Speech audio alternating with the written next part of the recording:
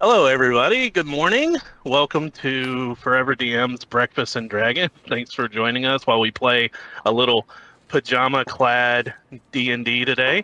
Grab your coffee or tea, and let's see what lies in wait for our adventurers this morning. Before we get into this episode's recap, since we had such an amazing reveal at the end of the last episode, where you guys finally figured something out that was going on. I remember it so we clearly. Yeah, we all remember Jacob being here. Um, so it was decided that you guys are gonna reach your first milestone together as a party, and we're leveling to 8. Whoop, whoop. So if you guys want to go ahead and level your characters and roll those hit points. Remember, re-roll ones. We'll start off with what I see at the top of on my screen. We'll start with Brandon. Here we go.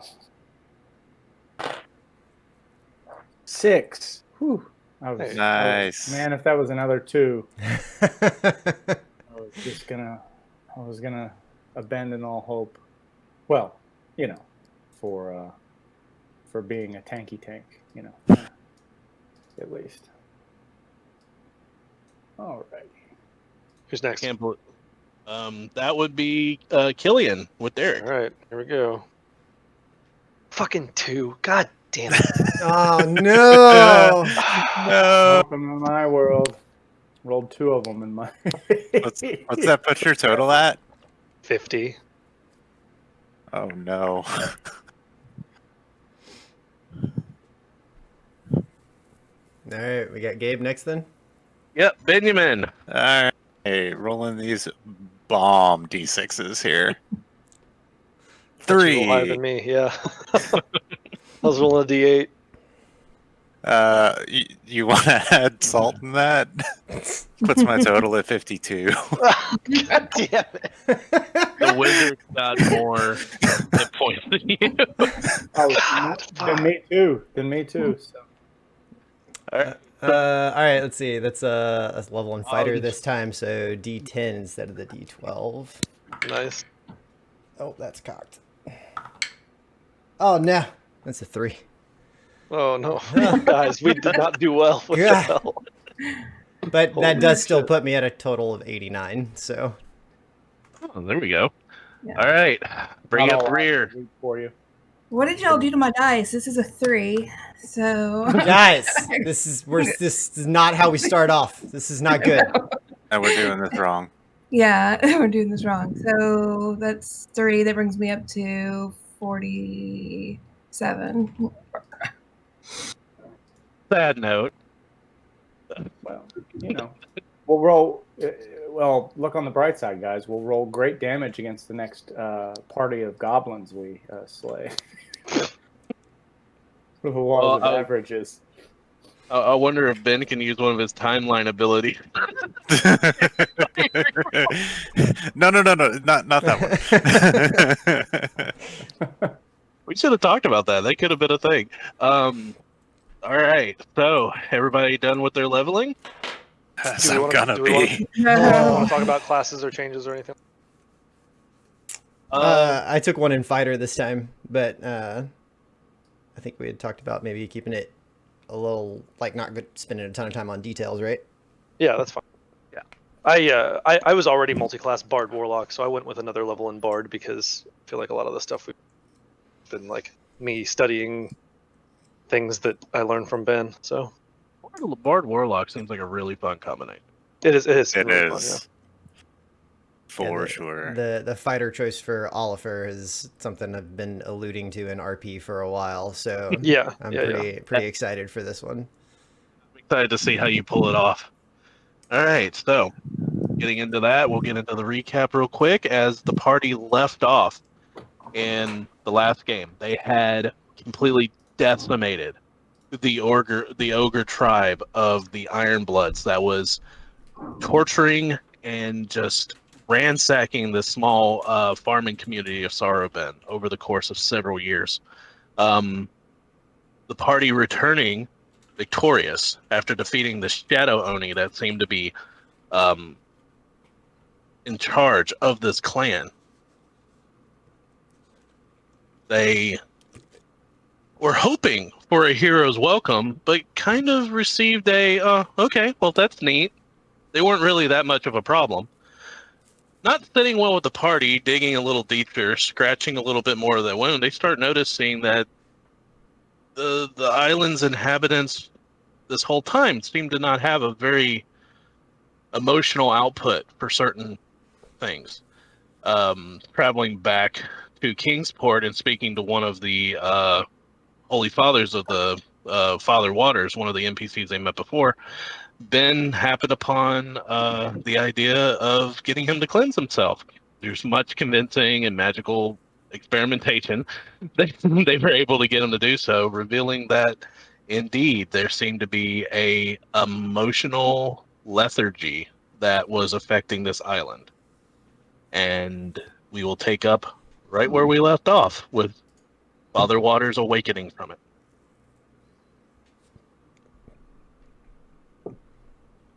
So you all see this man who Ben has showed this drawing of this creature, of this symbol you've seen through a running theme throughout the island, from the holy relic that the orcs were the ogres were worshiping, to the image that Oliver and Killian saw underneath the well.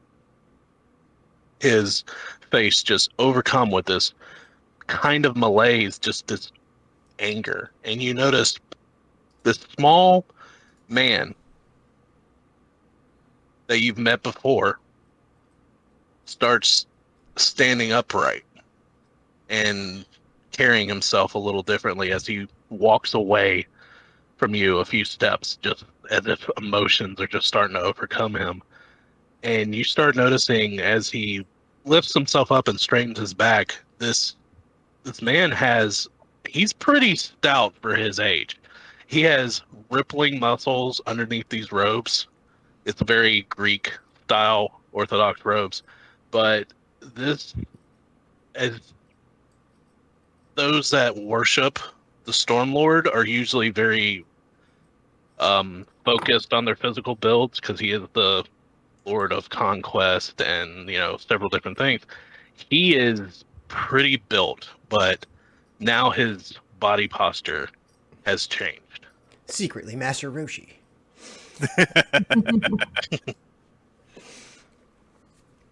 Ben, as the crystallized holy water just like turns to mist or settles back down to the ground, Ben actually kind of drops to a knee, exhausted, and is holding his head like it's pounding, like he's got a headache.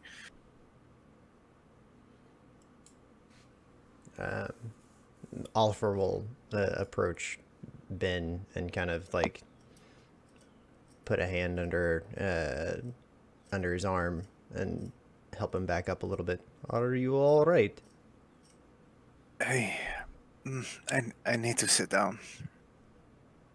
And he'll guide him over to a nearby stone or like the edge of the pool and sit him down. Sits down. You do notice the father kind of sits on the edge of the pool, a few feet away from you guys, not really facing you. His fists are balled up, resting on his knees, and his knees are just kind of bouncing up and down as he's just almost vibrating with anger. I'll walk up to him and I'm going to say, we've only been here for a couple days now, and we figured out there's something going on here. I think it's time that you share with us, because you've been here much longer than we have.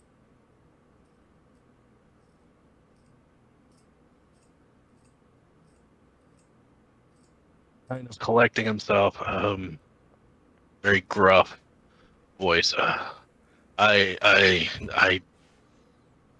don't know what you want to know. Well, the way I see it,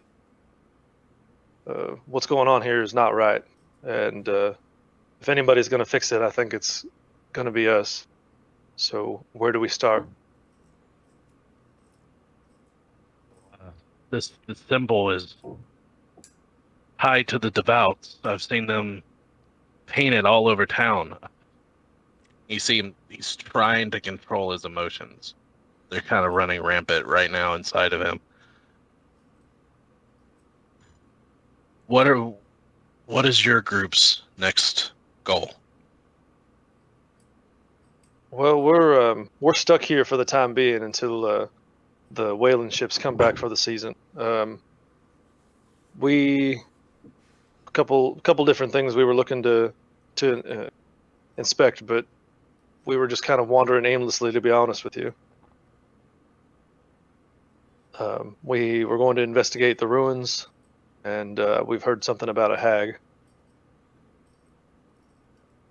It would seem that this island has many problems, but this creature in the deep with the red eyes is concerning. Yes, it is. I do apologize. I have memory of all of this. I have memory of everything that's occurred, but I didn't care, and now I do, and it's very disconcerting having all of these emotions flood back at once. But you are wrong. There's something wrong here. There is something wrong with our home. I don't know how long this has been going on. But if what you say is true, how many have you freed like me? Well, You, go ahead. You are the first. Like I said, I think we just figured these things out for ourselves. It was a bit of a long shot, but it worked. Plus, you saw the hassle we had to go through to get that diamond dust. There's still like a piece of the pail embedded in the. That's outside, though. You can't see that.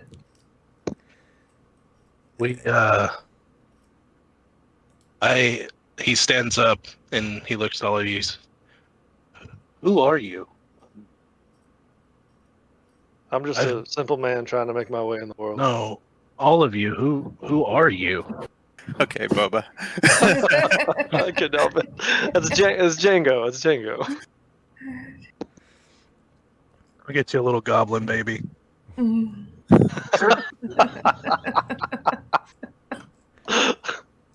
If you don't name him Grugo, then you have failed us all. Mm. No, that's probably copyrighted. It'd be Grogu. So. That's why I changed it to Grugo. Gotta 'Cause take it his was I didn't even. Let's call him Yorda. There we go. Yo, the daddy. Burr, not to burr.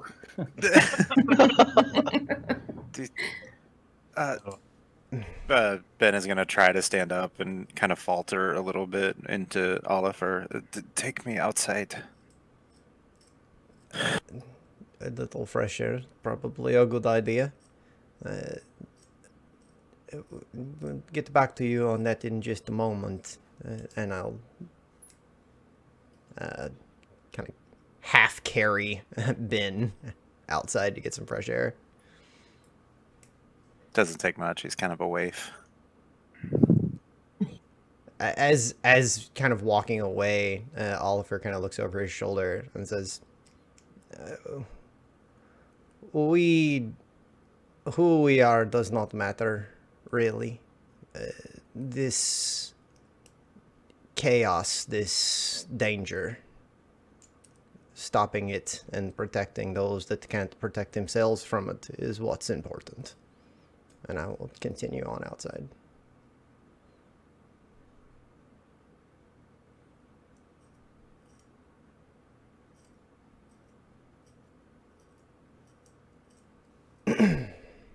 Would you like to continue inside or outside, Bill?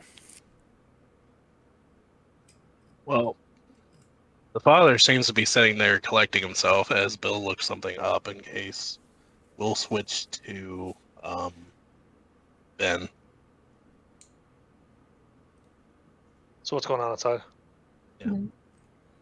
So as Oliver kind of carries him outside, looking at the embedded bucket shard, well, you could have sat on that, I suppose, at one point. And he'll kind of find something else, like nearby, to kind of ease Ben down. Ben, as you set him down, he's like grabbing his head like it's throbbing. And you looking at him as he's sitting down on a bench, you notice that things around him are starting to move a little bit. Just like a bush starts tremoring, a stone kind of lifts up slightly, and Oliver will kind of look quizzically for a moment, and then pull out his pipe and pack it, just with the regular stuff. Stoke it, get it going, and have some old Toby And- calm your nerves. well, legitimately, he will offer it to Ben. You seem perhaps you need to calm yourself a bit, and he kind of like points around. This does not seem normal. And as you're talking to him, he's like clutching his head, and he pulls the loose end of his turban and starts unwrapping it, revealing a very tan, very weather-worn but hairless scalp, where the lines of tattoos just continue up over the back of his head. And there is a circlet around his head with a small little ruby in the center that was hidden by his turban. And it's almost like, looking at it carefully, it's almost like it's vibrating on his skull. As this is happening, Oliver's eyes will cloud, and I will use my Furbolg detect magic. What do I see happening around Ben? Is the circlet magic? I can't remember. Yeah, I'm leaning thematically into some choices I made for my level. The circlet is magic. It is studying it for a moment. It is a very, very bright enchantment, along with other odds and ends that Ben carries, but mostly the two things that glow the brightest on him are his ring that you've seen flash brightly before, and the circlet on his head that's always been hidden by his turban.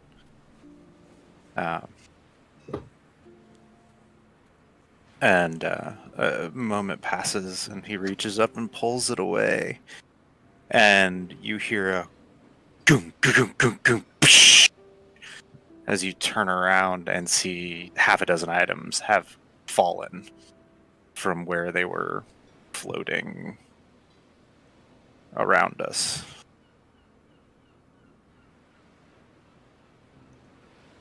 Oliver removes the pipe from offered to him and takes another draw himself as he kind of takes in the surrounding. So You are a strange one, you know this.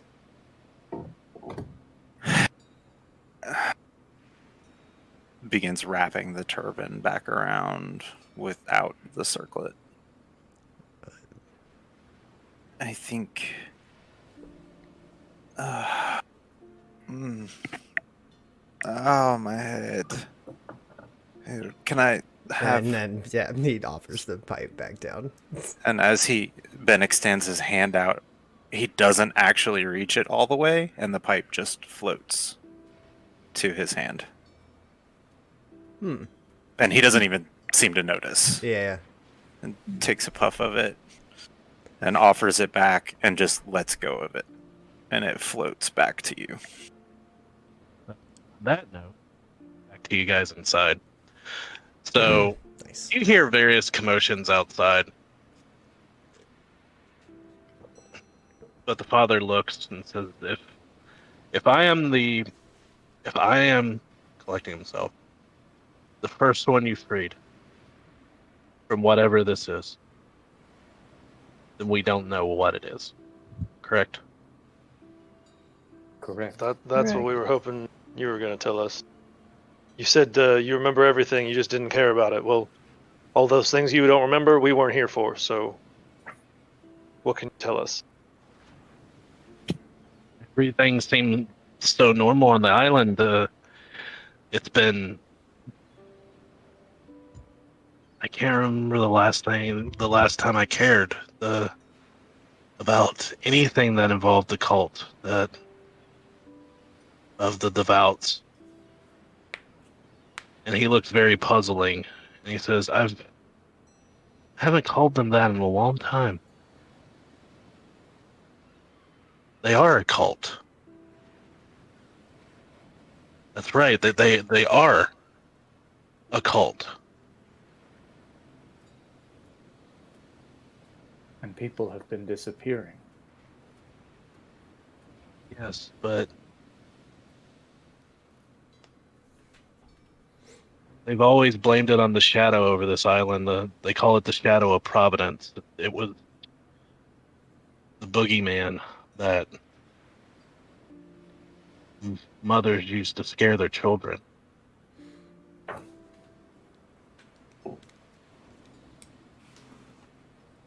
Well, it sounds like it's not a tale. It's a truth. Something we're going to have to figure out why it's happening.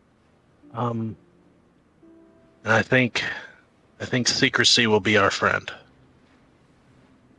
As for right now, we need to weigh who is free and who isn't. And we need to gather information, I believe. Where do you suggest we start? Do you know more about this cult? Feelings and memories are coming back. But you mentioned the hag, Humming Susie. I do know about her. She has been a myth within our town for a long time, and I do believe I can go to the archives at the Sailors Guild. I do have passage there because of my station in the town. I can find out more for you there. It sounds like a good start to me. So you're saying this hag, we should go look into it? I will find out more about the hag in town and this cult for you. But it will take time.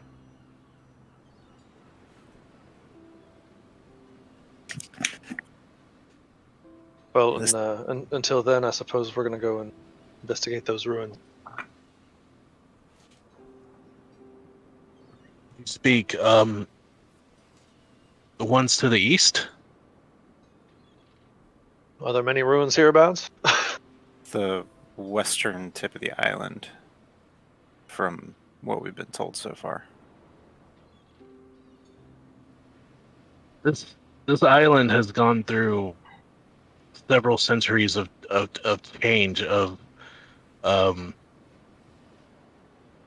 different ages and story. At one time, it was a watch post for many of the feuding and warring states of lost. There are several ruins. There's the most notably is the one to the west that people from the island visit to look at. Broken Gate. Those are the Is ones what that we were going to investigate, right? it's the local name for it is Broken Gate. But yes, that's the predominant ruins on the island. But he goes to tell you that the island is pockmarked with various ruins and settlements that have failed, and just from different eras throughout time. Well, do you know any of these ruins that would be tied to this the cult that you keep mentioning? No, but I can try to learn more for you.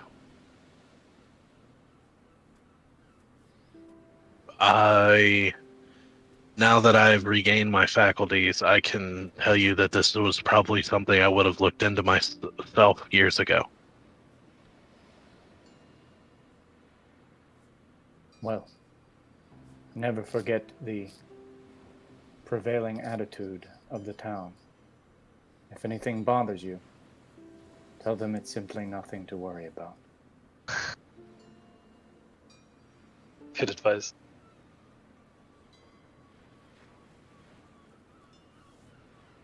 I'm just surprised at your group showing up here.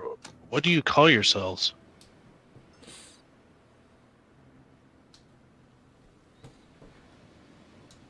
I am Hearth. I don't think we have much of a group name, if that's what you're asking about. But my name's Killian. Say, Larissa. Hmm. What were you gonna say? I was gonna ask him, would there have been a place that, like a study that you would have written anything down that happened right before you started not caring? Like, do you have any journals or anything that we might read to see what happened around that time? He kind of looks like he's thinking, but I don't know. It's like I lived another life and I had different goals and different feelings and aspirations. I'm very, very confused on that right now. I kind of remember focusing at one time, but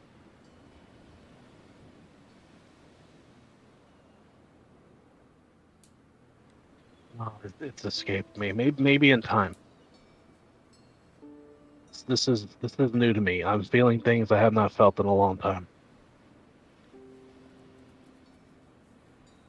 Do you mind if we take a look around? Feel free. You've helped me more than anyone else right now, so I do trust you.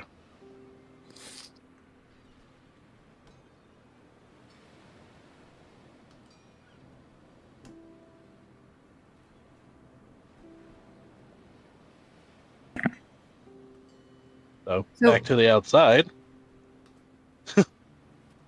What are you guys doing outside? Are you feeling any better? A little. The headache. And as he's been wrapping his turban back up, his hand drops, and like the last wrap and tie and pull of it happen on its own. This circlet was a gift from my master many years ago.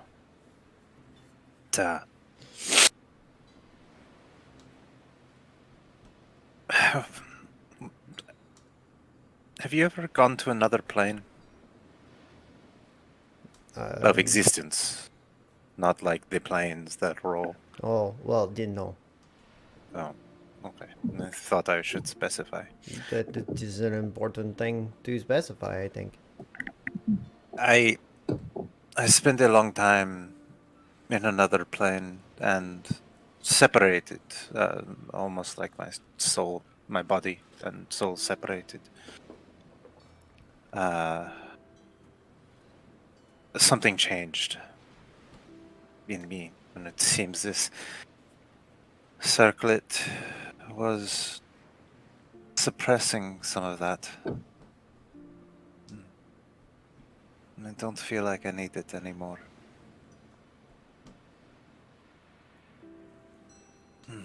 I'll be fine with that. And Ben pulls out his own pipe and hands it to you. Actually, physically hands it to you. Do you mind? Of course. And he'll pack it and light it. And stoke it, Awesome. and then hand it back. Well, it seems that for whatever reason, you perhaps have regained a bit of that soul that you lost. This is a good thing. I never lost the soul. Well, I lost the body. It's confusing. Don't. regardless, perhaps you have regained a bit of yourself. Maybe. And he'll pick up his staff and you cast detect magic, right? So you notice that the staff, it's this purple wood staff that he's been kind of tinkering with. You notice that as he grabs it and leans into it, it's almost like his finger touches like ripple a little bit on it. It's as if the staff was once enchanted and has like long faded away, or the other way around. It's hard to tell. Timey-wimey, wibbly-wobbly. Yeah. I mean, that's literally been in a nutshell. So, can we smoke inside? I don't know how that works. You can only vape inside. No, that's fair. I'll finish this outside then.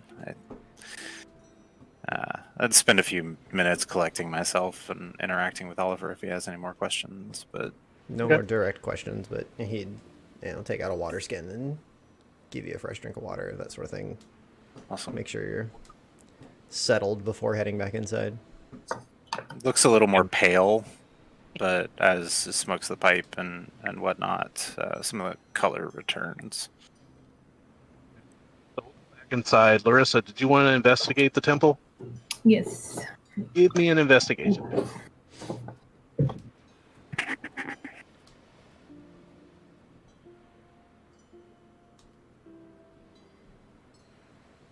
22. So there's not much to this temple, as you saw when you walked in. There is a large fountain with a image of the Storm Lord carved above it, like you see in the picture. Around the outside, you do find two doors. One leads to a small study that has an adjoining outside door, and one that leads to a very small sleeping area that could possibly house more sleeping cots, but there's only one in here.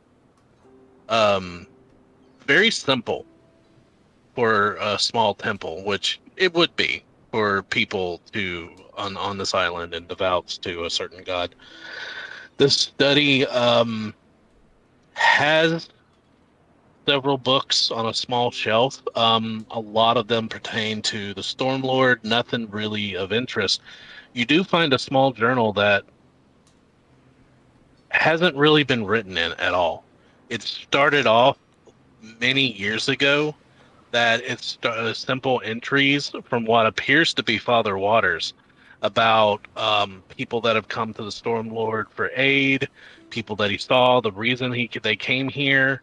But that ended almost 15 years ago. Oof. Shit. Okay. And to the point, like, there is a layer of dust on this book. did like all the entries kind of up to the very last one, did they seem coherent? Like they in the same tone It of seemed voice? you saw less and less. Like it started off with several people coming to the Storm Lord for guidance, for aid, for prayer. He was keeping a tally of what everyone's problems were. Obviously, he cared about this town and he cared about what people were going through.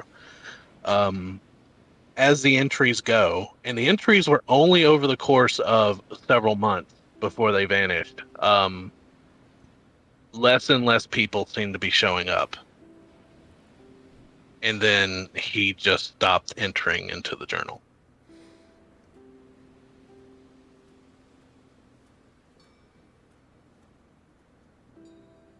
Does there seem like there's anything else of significance in here? Like I'm gonna like kind of move the books, kind of like touch the walls, The like make. walls are very bare, Mhm. very just simple masonry over brick and mortar.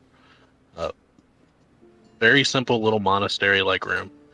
All that's in here is a high chaired desk with the journal on it, very long, dried up, um, very long, dried up inkwell. Nothing else on the desk. Nothing else in the Nothing. inkwell. No. Um, I'm gonna go into the room where it looked like you said it could, like a sleeping quarter, where it looked like it could have a lot more, but it only has the one cot. I'm just gonna kind of. I don't want to like take anything personal, but I'm going to look just to see if there's like a piece of paper that got like dropped, any like little scribbling of notes, anything that might be in Find a here. you find a chest near the cot, and when you open it up, you do find various items like scrolls or anything. And if you remember correctly, when you first came here, he went somewhere to gather a scroll for Ben. Okay. And these seem to be various, possibly these are the cherished items of the temple that lay next to him as he sleeps. Okay. Well, I'm gonna leave them be. Like I don't want to touch any of the magical scrolls or anything. All I'm really looking for is just something that maybe he wrote a note on that got waylaid for the last however many years. It If you're might still be trying to find a around. memento moment, you won't. Okay. Um, so No, I'm back to just trying to find like anything. So yeah, I got okay. you. Yeah. Killian and Hearth. Father Waters, as he now is pacing around the fountain in a way, um, seems to be still collecting himself. As Ben and Oliver, that you guys were coming back inside. As they walk back inside, Father Waters addresses Killian. You did you did mention the hag. She she is. I have a as he I don't feel as strongly about the hag as I do about the cult, if that makes sense. It does. Then I'll ask you once more. Where can we go to find more about this cult? What do you know anything? I can try to, as I stated, I can try to gather what I can. I don't know what they've been up to since he kind of laughs. I stopped caring. Do they gather in any place? Does this They do. group They of the at devouts meet anywhere? every day they meet at low tide on the beach. It's they perform a service.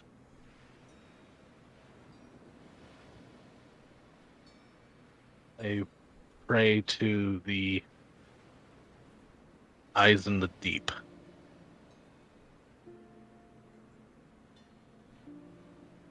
The same symbols they've defamed my temple with for the years, as this anger returns to his face.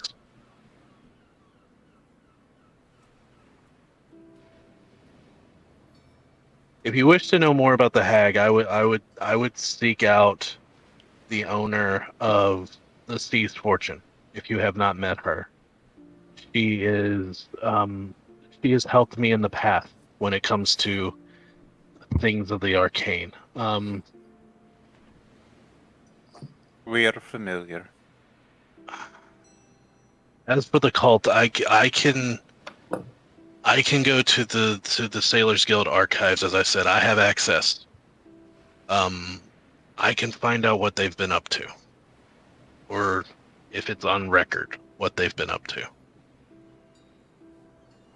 When But is the next low tide here? every day, Timeline. What time of day? It would be the morning, if it is my knowledge of the tides. I He do is not correct. know the ocean well. I know the mountains, so this is why I ask. And I know the planes. Look at us. Your planes are weird. Yeah. Hmm. Taking a moment and almost fiddling with the tarot deck out of his coat, Ben will draw a card just to kind of seek inspiration from it. And he draws a chained warlock. And just sticks it back into the deck. Kind of looks a little disheartened and sticks it back in his coat. you have done me a favor, and for that you will always have an ally in me. But Question for you. yes, Would you consider us safe in the inn in town, or would it be more wise to stay here? We have rooms there, and they seem nice enough. if you have not Tenant drawn, likes them. you should be safe in town. I think the less attention our outsider presence draws to Father Waters, the better. The less I sus- attention, the more attention you draw to yourselves, you will eventually catch the eye of the cult, I believe. It's so And strange that I've gone so long without referring to them as that. Do not give yourself away. No,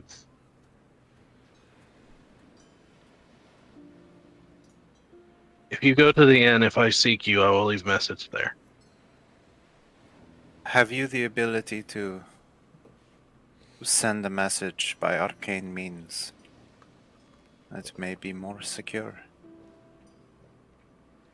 I will pray on it. I have such ability. We can check in with Father Waters. as we Speaking wish. of, I think I may have mentioned this. I've been working on that. I want to ask you a few questions just to make sure I have the formula right. What are they? Now? Oh, Oh, I apologize. Did you not know? We late, can discuss later if you wish. later's fine. It's fine. Then go about your days. Continue wherever you're going. I will pray, and I will send you word once I know something. Briefly, as I mentioned, you may hear via arcane means, and I immediately connect telepathically with him. Yeah. If this voice appears in your head, this is me and my proper tongue. I apologize. I do not speak the common tongue well. However, this is still Benyahim. And then I swap back to speaking out loud. If you hear that voice, that is me.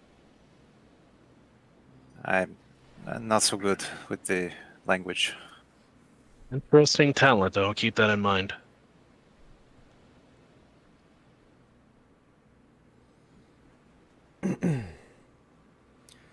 Do not If- wish to frighten you with a foreign voice in your head. I apologize for the intrusion. We shall check in with you, Father Waters, as we continue our business. We shall make our way back, and Be careful what you do. Father Waters. Until I know more, we do not know how many eyes this cult has. Would assume they're everywhere. Maybe safer.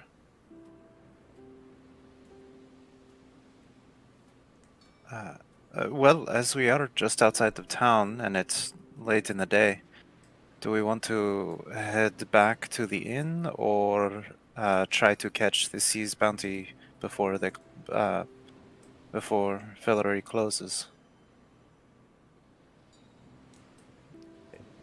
Before what closes? The Proprietor shopkeep. of, yeah. Yeah. I was Sea going from memory fortune. there. I thought it was Fillory. I've been watching Magicians and I heard Fillory and I was like, Yeah, Fellor. I was what did I close. miss? No, you're fine. I mean, I said it. Ben knows the planes, man. that crossover. Yeah. Ben is the kind of D&D character who can show up in literally any game, and it makes Tan- sense. Tangent, but I do love the hand components they have to their spells in that show. There's some It's fun. really cool stuff. If you ever watch any of the like behind the scenes stuff of what they've done with that and like how they train themselves on it, They and what they did hired- with it, it's pretty legit. I'll have to check it out. They hired somebody who does what's called tutting, Mhm. which is the hand dancing, which is so Oh, freaking cool. That is Yeah. really interesting. Okay. Where's the party headed next? So, as we step out of the shrine or the hearth is going to say, I think I would like to remain out of sight of most of the folk of this island until we have discerned more. I feel that my abilities and my nature can come in handy. I especially have a plan for low tide. Interesting. Mm. I don't have a way to hide you on my own, at least I not think- today. I am hoping that just staying on the outskirts of settlements and out of the sight of the dwellers of the island may suffice for the time being. To be honest, I don't think that they would make, knowing what we know about how they react to new Anything? situations. I don't think they would really mind seeing you. It's No. not that big of a deal. It's They it's did. nothing to worry. They did not Truly, but- seem overly concerned with seeing me either, and I am not exactly of the normal type, but I do understand your concerns. I have an idea that perhaps we can find out more about the nature of their belief and devoutness if a strange being were to emerge from the sea at the time of their prayer.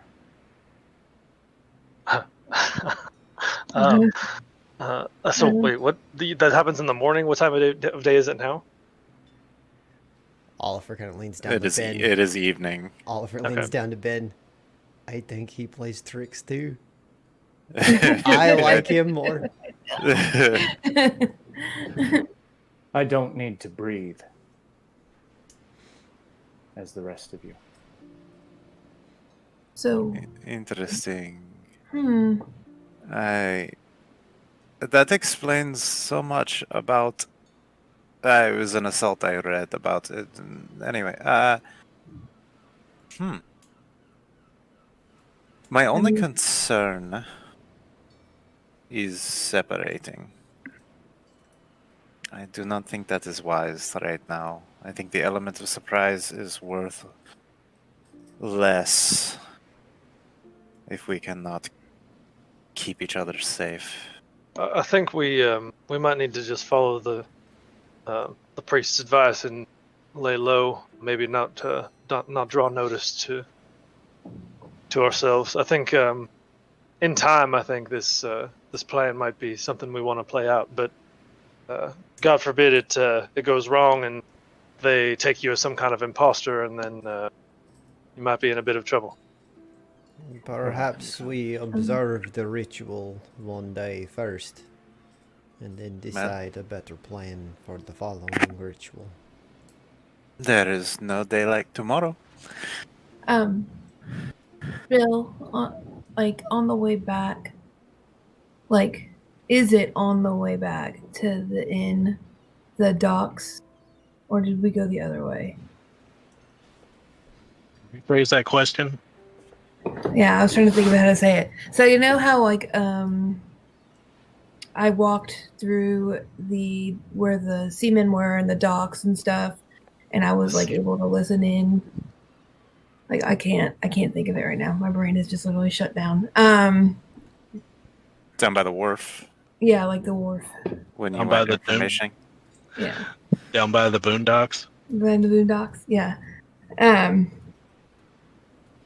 I still call it a dock for me. But yeah, so it's like if I could go, is there a way to go through there to get back to the inn without like completely detouring?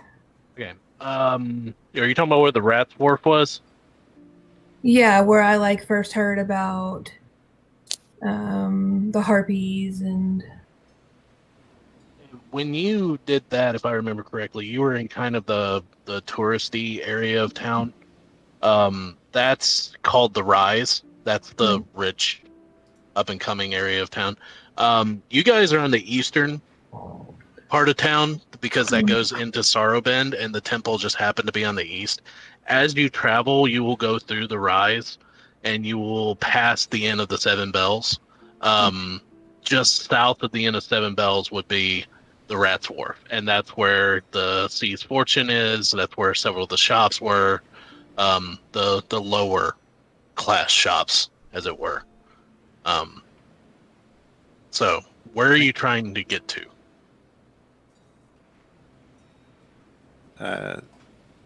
If I'm correct in reading what you're saying, Larissa, you want to like wander through a crowd and gather information again? yeah. So I don't know if the high end of town might be where I need to go. I might need to go near the shops.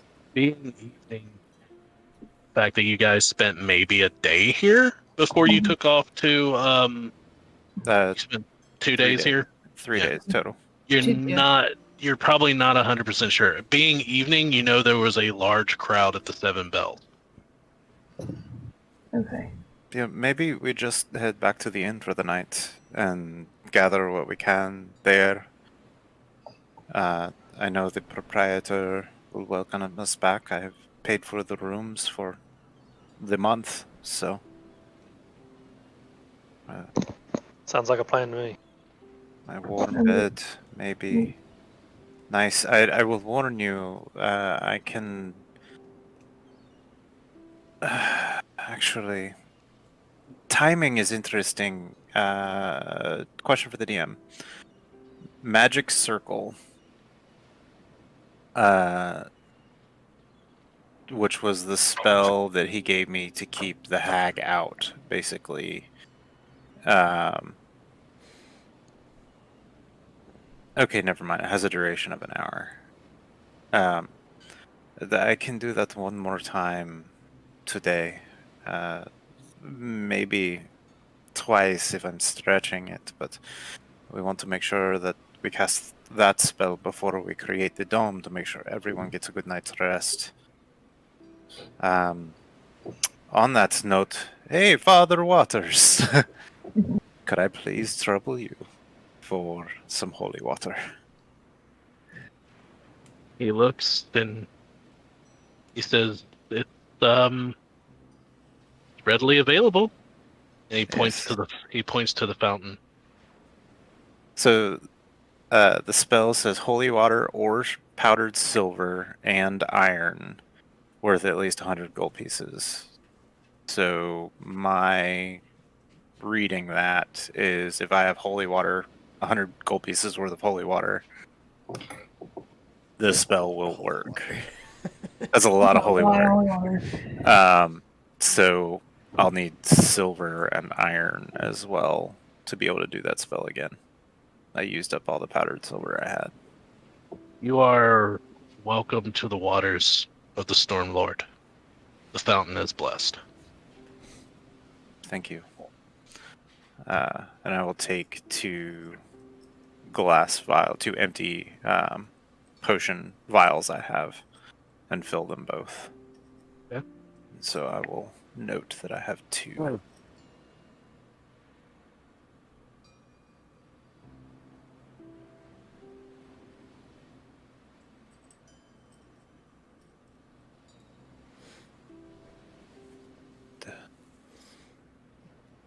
I So, Hearth, if you do not wish to come with us to the inn, do you intend to stay here, or what would you like to do?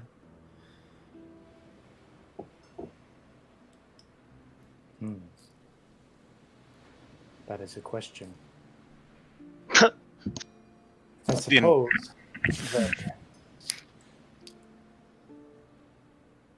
I would have the initial inclination that I could simply rest and sleep on the outskirts. However, I do not know what effect I may come under, say, from a creature as the hag, if that were to happen. It is, as Ben checks between two different sets of notes as he's transitioning back to paper notes. It is a creature that hunts on. It hunts on the ethereal plane. And when he says plane, he looks at Oliver really quickly. It is, I believe, a night hag, if you're familiar. They hunt and haunt your dreams and feed off your fears. I have heard tales. So in order to protect us from such, I will need to cast the magic circle and then create my dome, my protective dome within. Father Waters speaks up. I'm sorry to pry. This conversation hits me as odd. And he looks to Earth. Why are you concerned with people seeing you? Is that why you wear this very ornate armor? Yeah. Oh Yes. boy. Whoa. So Oliver looks kind of odd, right? He's a Furbolg of the North. Is that what Ki- you are? I've never seen one. I thought you were legend. Killian, obviously the oddest amongst us, and then myself. Distinct features. Our friend here is the most different, I think. It's the armor that makes me different. And the You could nature of it. You could say that. you could say they're inseparable. Are you scarred beneath You there? could- Are you afraid of people seeing your face? We think that I draw attention that the others simply do not. And I do not wish to bring that sort of surveillance onto our group, I am. particularly when we do not know who belongs to this cult of the devout. I am not one to pry in the plans of your group. You are adventurers. I am merely a holy man of the Stormlord. Your plan as I overheard, to come out of the sea at low tide. Ambitious, interesting, funny. Oh, I'll give you that. I think we should observe before we do anything else. Don't know if they would fall for it, but there's always a chance. Hearth, I think we should stick together. I will be honest, and I will switch to Ancient Arcadian. The last of your kind I had the pleasure of spending a few moments with was taken from us, and I fear for their fate. And then I say in really shitty accented Arcadian, I'm inclined to agree. And when he says really shitty accented Arcadian, think Brad Pitt trying to speak in Italian in Inglorious Bastards. That is Salami. exactly what I thought. Buongiorno. I incline to is the rough translation of what he said. I incline to. I think we should stick together. I thought you were going to say, Very I think well. we should stick to common. No, I think you should stick to common. Well, we didn't ask you. Well, then be that way about it. Oliver, what do you think? I think we could all use a rest. And I think we should do so safely. I agree. Whether that is in town or at the outskirts of it is of little consequence to me. I will be honest, this spell is expensive. Not something I can keep up indefinitely. I need more gold than I have on my person, changed to silver, and then powdered. Or perhaps we could go to the smith and see if he has shavings left over of iron and collect enough, and then mix some silver into it. These 2 vials of holy water, I think, are enough to get us started if the GM is very kind to us with some silver and iron added in. But I don't know. Short version. I'm rambling. I apologize. Spell components are interesting to me because of inflation. Because if you think about it, what if holy water is very rare someplace else and it's more expensive? 100 gold worth of holy water might be 1 vial. It might be. Well, and if you go by the DM, if you go by the the players got the equipment guide, the standard lists and things. Some things are worth money that you go, what? Why is it worth that much? Holy water, I can't remember what it is, but I'll tell Not you. cheap. I was gonna say we can look it up. yeah, no, It does have a gold value. I'm pretty sure. I know it does. I know it does. Flask I've of got holy it. water. Yeah, 2. Nope, Okay. 50. That's what, see, that's Or what 2 I'm saying. pounds, sorry. So I have enough to cover us for tonight. Never mind. Rewind that entire conversation. We will hope it works. Okay, thanks. As that, but in the same line, Bill, is there a way? Could I deduce what effect the night hag may be having? Effectively, I'm trying to figure out if there's anything that I could do to ameliorate the effect. Is there a check that I could try and attempt to deduce what I could possibly do after the fact if we are affected by the hag? A Arcana. Okay. 16. 16.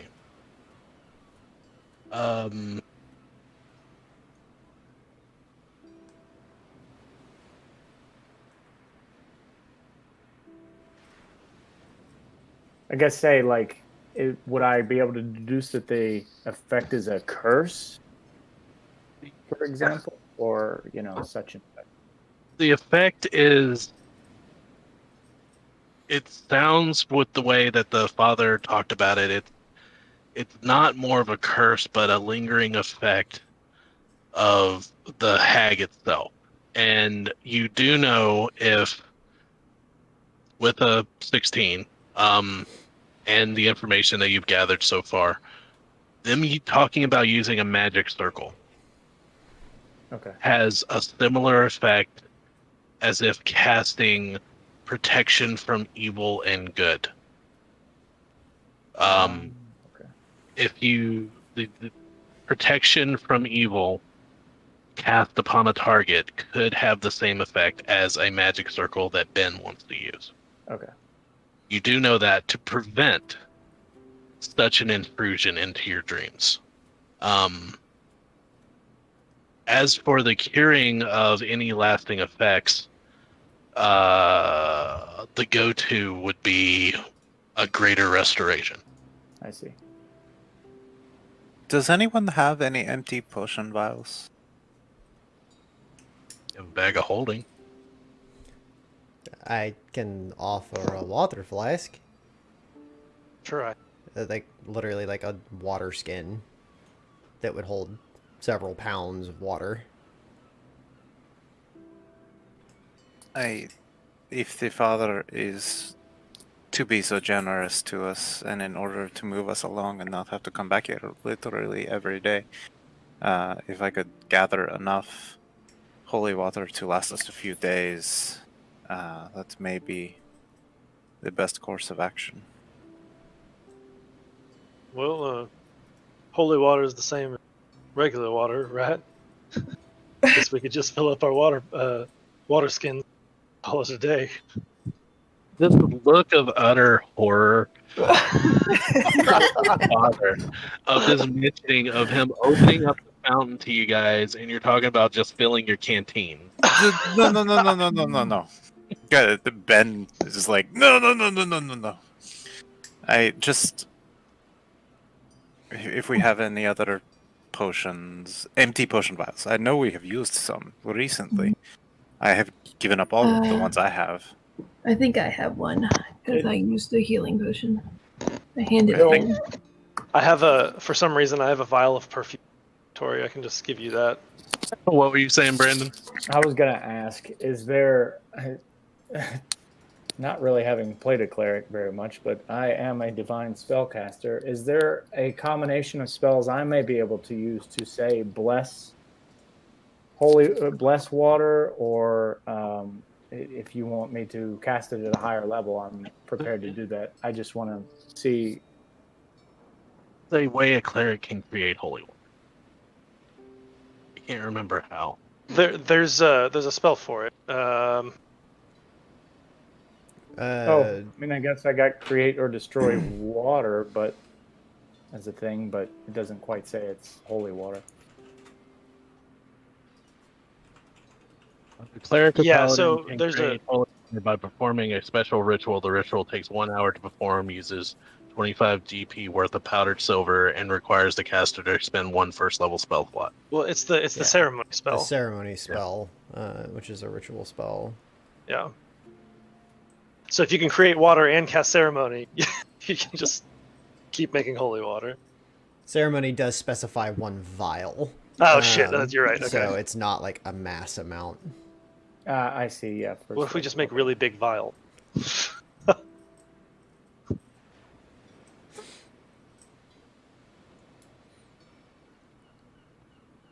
Okay. Well, good to know at least.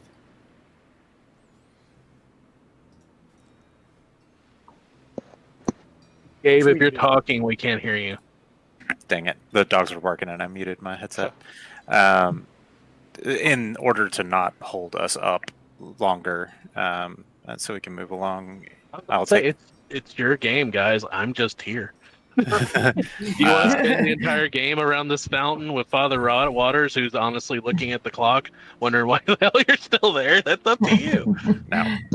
So I will fill up the potion bottle and the perfume bottle from Killian, and now I have 4 bottles, which is basically 2 uses of that spell. and we can move along.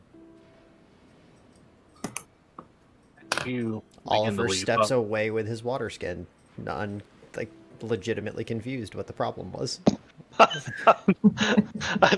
He probably like looks at Killian and like Killian like shrugs at him. Like,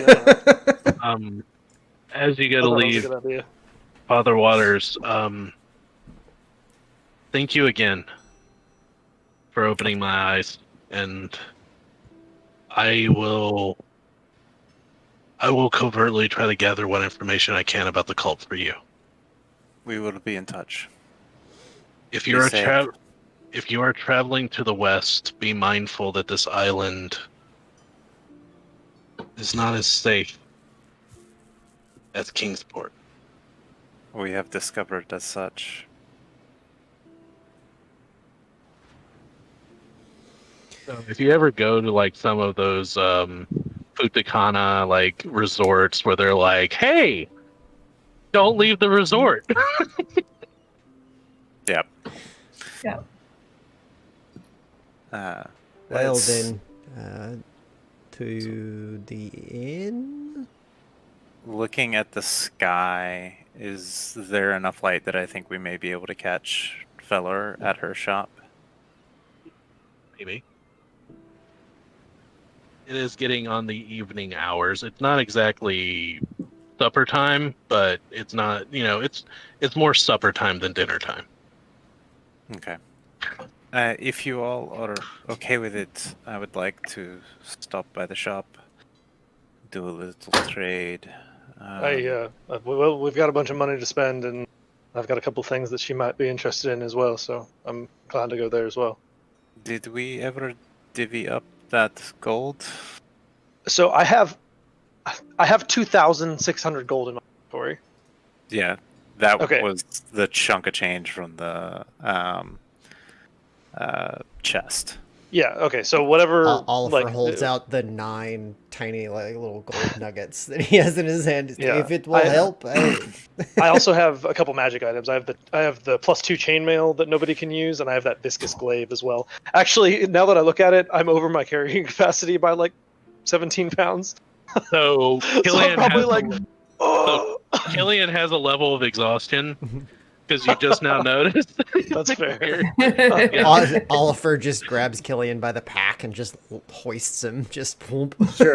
Well, Hearth just takes the chainmail and just slings it over It's their 55 shoulder. pounds. Oh, it's fine. That's what fucking put me over.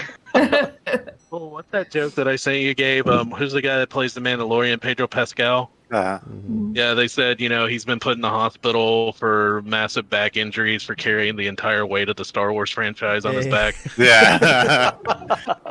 Accurate. So Truth. funny. It could be almost anyone in that costume, probably. So I think if we have time to make it to the shop, and Ben's eyes kind of light up in excitement, I would love to. Especially, we should tell them how the Enders are. Yes, they did want to know. Hart, if you are concerned with more people seeing you than necessary until we decide what we're doing, we could make our way to the inn directly while they take care of their business. Very well. Oliver will remove the traveling cloak that he has and offer it to you. If it has a good hood, if you wanted to try and cover yourself a bit. I don't usually also worry have- about things too much, so whatever you feel comfortable doing. I also have that really, You have a Holocaust cloak. that heavy hunter. And that would really be something. Where did you get that? At Miracle Max's. It fits So- nice. It fits Yeah, so I- nice, I thought I would get it. Shall we away? So, are we splitting the party here? If everybody's on board with it, I would escort Hearth to the inn since he doesn't really know where the inn is, and just kind of make our way up to the room. And Ben would head to the Sea's Bounty. I would Okay. probably go with Hearth and Oliver. So we are splitting the party. Okay. Gideon, head with me. There. Wonderful. This is what we'll do. Let's take a 5-minute potty break real quick. Everybody, take your little potty break, everything like that. We'll come back and we will pick up with Killian and Ben at the Rat's Wharf. All right. Cool. Fantastic. See you guys in a minute. We will be back in just a minute then.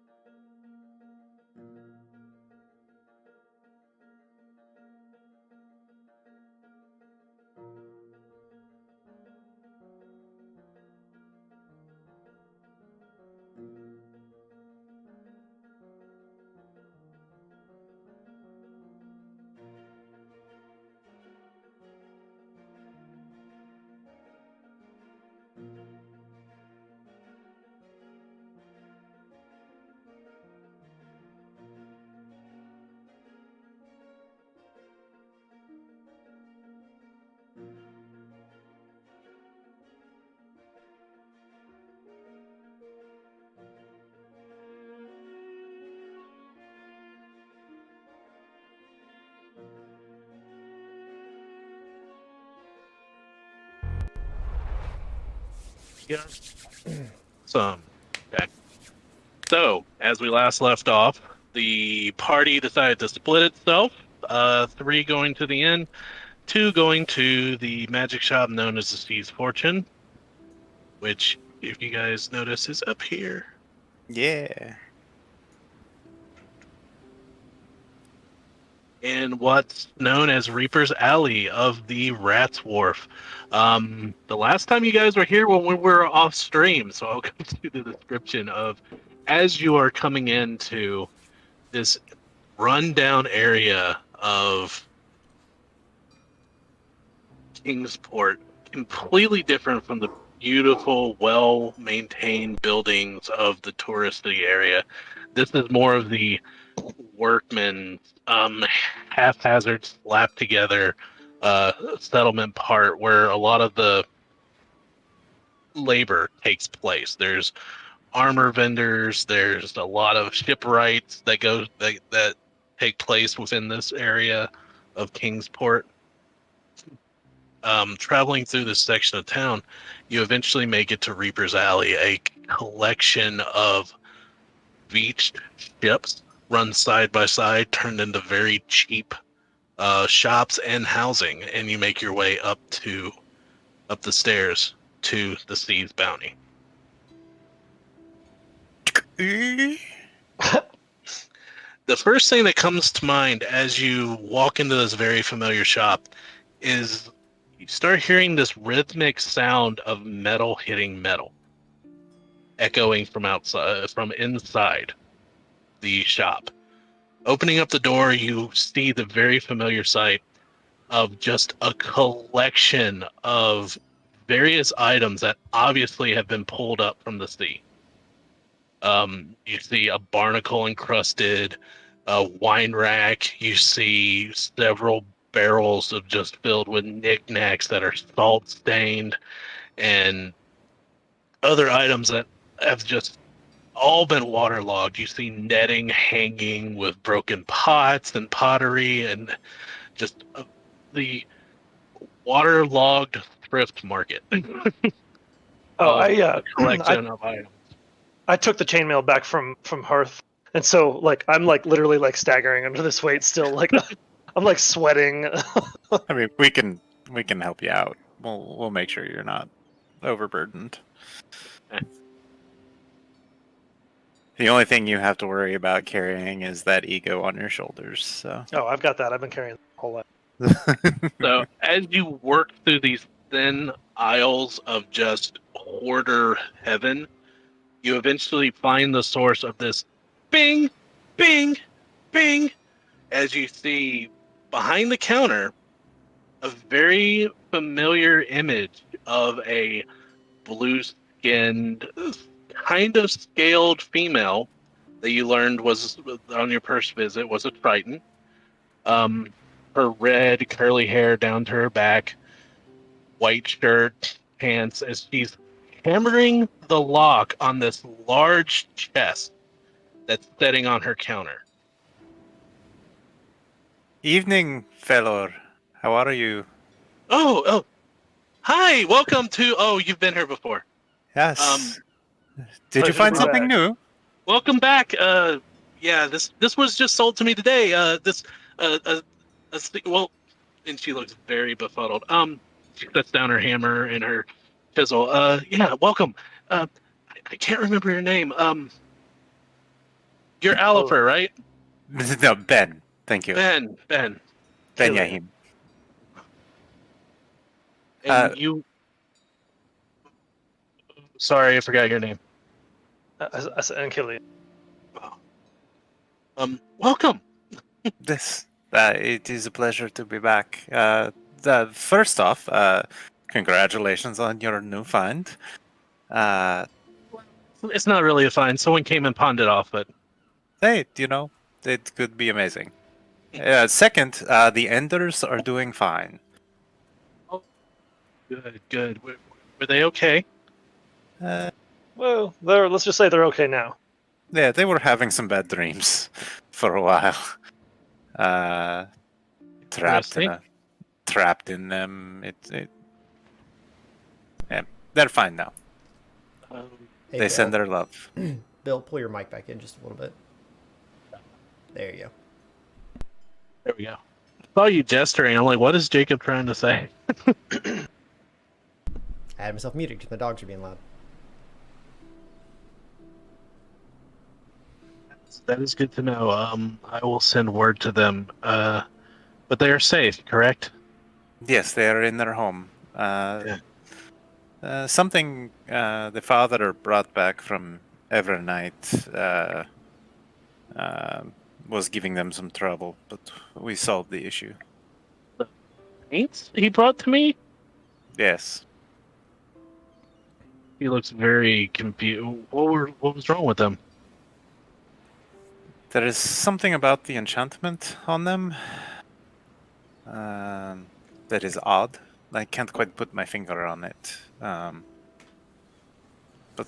we'll figure it out. Okay, well, as long as they're safe. They are.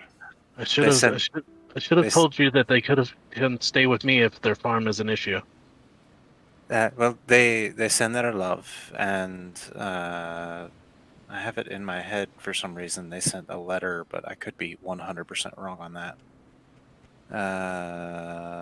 Don't have it in my notes. They send their love, and Abigail mentioned something about returning at some point to visit. So Okay. I am relieved. You brought me the best news. And as she's talking to you, she keeps eyeing the chest, and she's like, "Okay."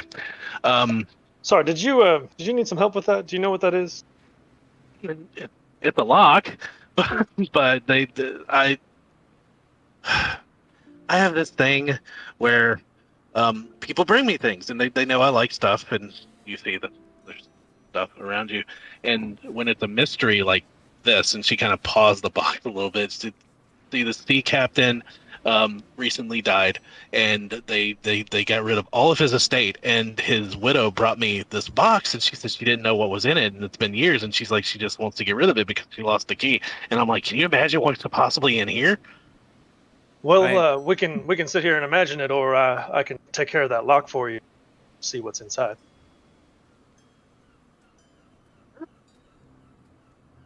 Sorry, what did you say? That sounds amazing. What I've just been going at it with this, and she holds up the very rusted chip chisel and like a wooden mallet. May I? And I put my hands out to the implements. Take them and I go up to. I take the lock in my hands. I put the chisel in. Then I take the mallet, and then Ben would probably see my hand make some kind of like magical motion with the mallet in my hand, and then when I hit it, there's this loud pop, and then the lock springs open. I'm casting knock spell. So you see it, he hits it one time, and this old rusted lock just pops open, and you just see this overwhelming, giddy, happy shopkeep start clapping her hands, and she immediately opens up, and you see in this chest books. I look back at Ben and I said, I've been working on that one for a little while. that was a good one. I don't know that. Maybe you have to teach me that one. That's a nice one. As far as I know, it'll work on just about anything locked up, but it's the first opportunity I've had a chance to test it. As he opens this, That was a good one. I'm proud of you. pat, proud of you, boy. Senpai noticed me.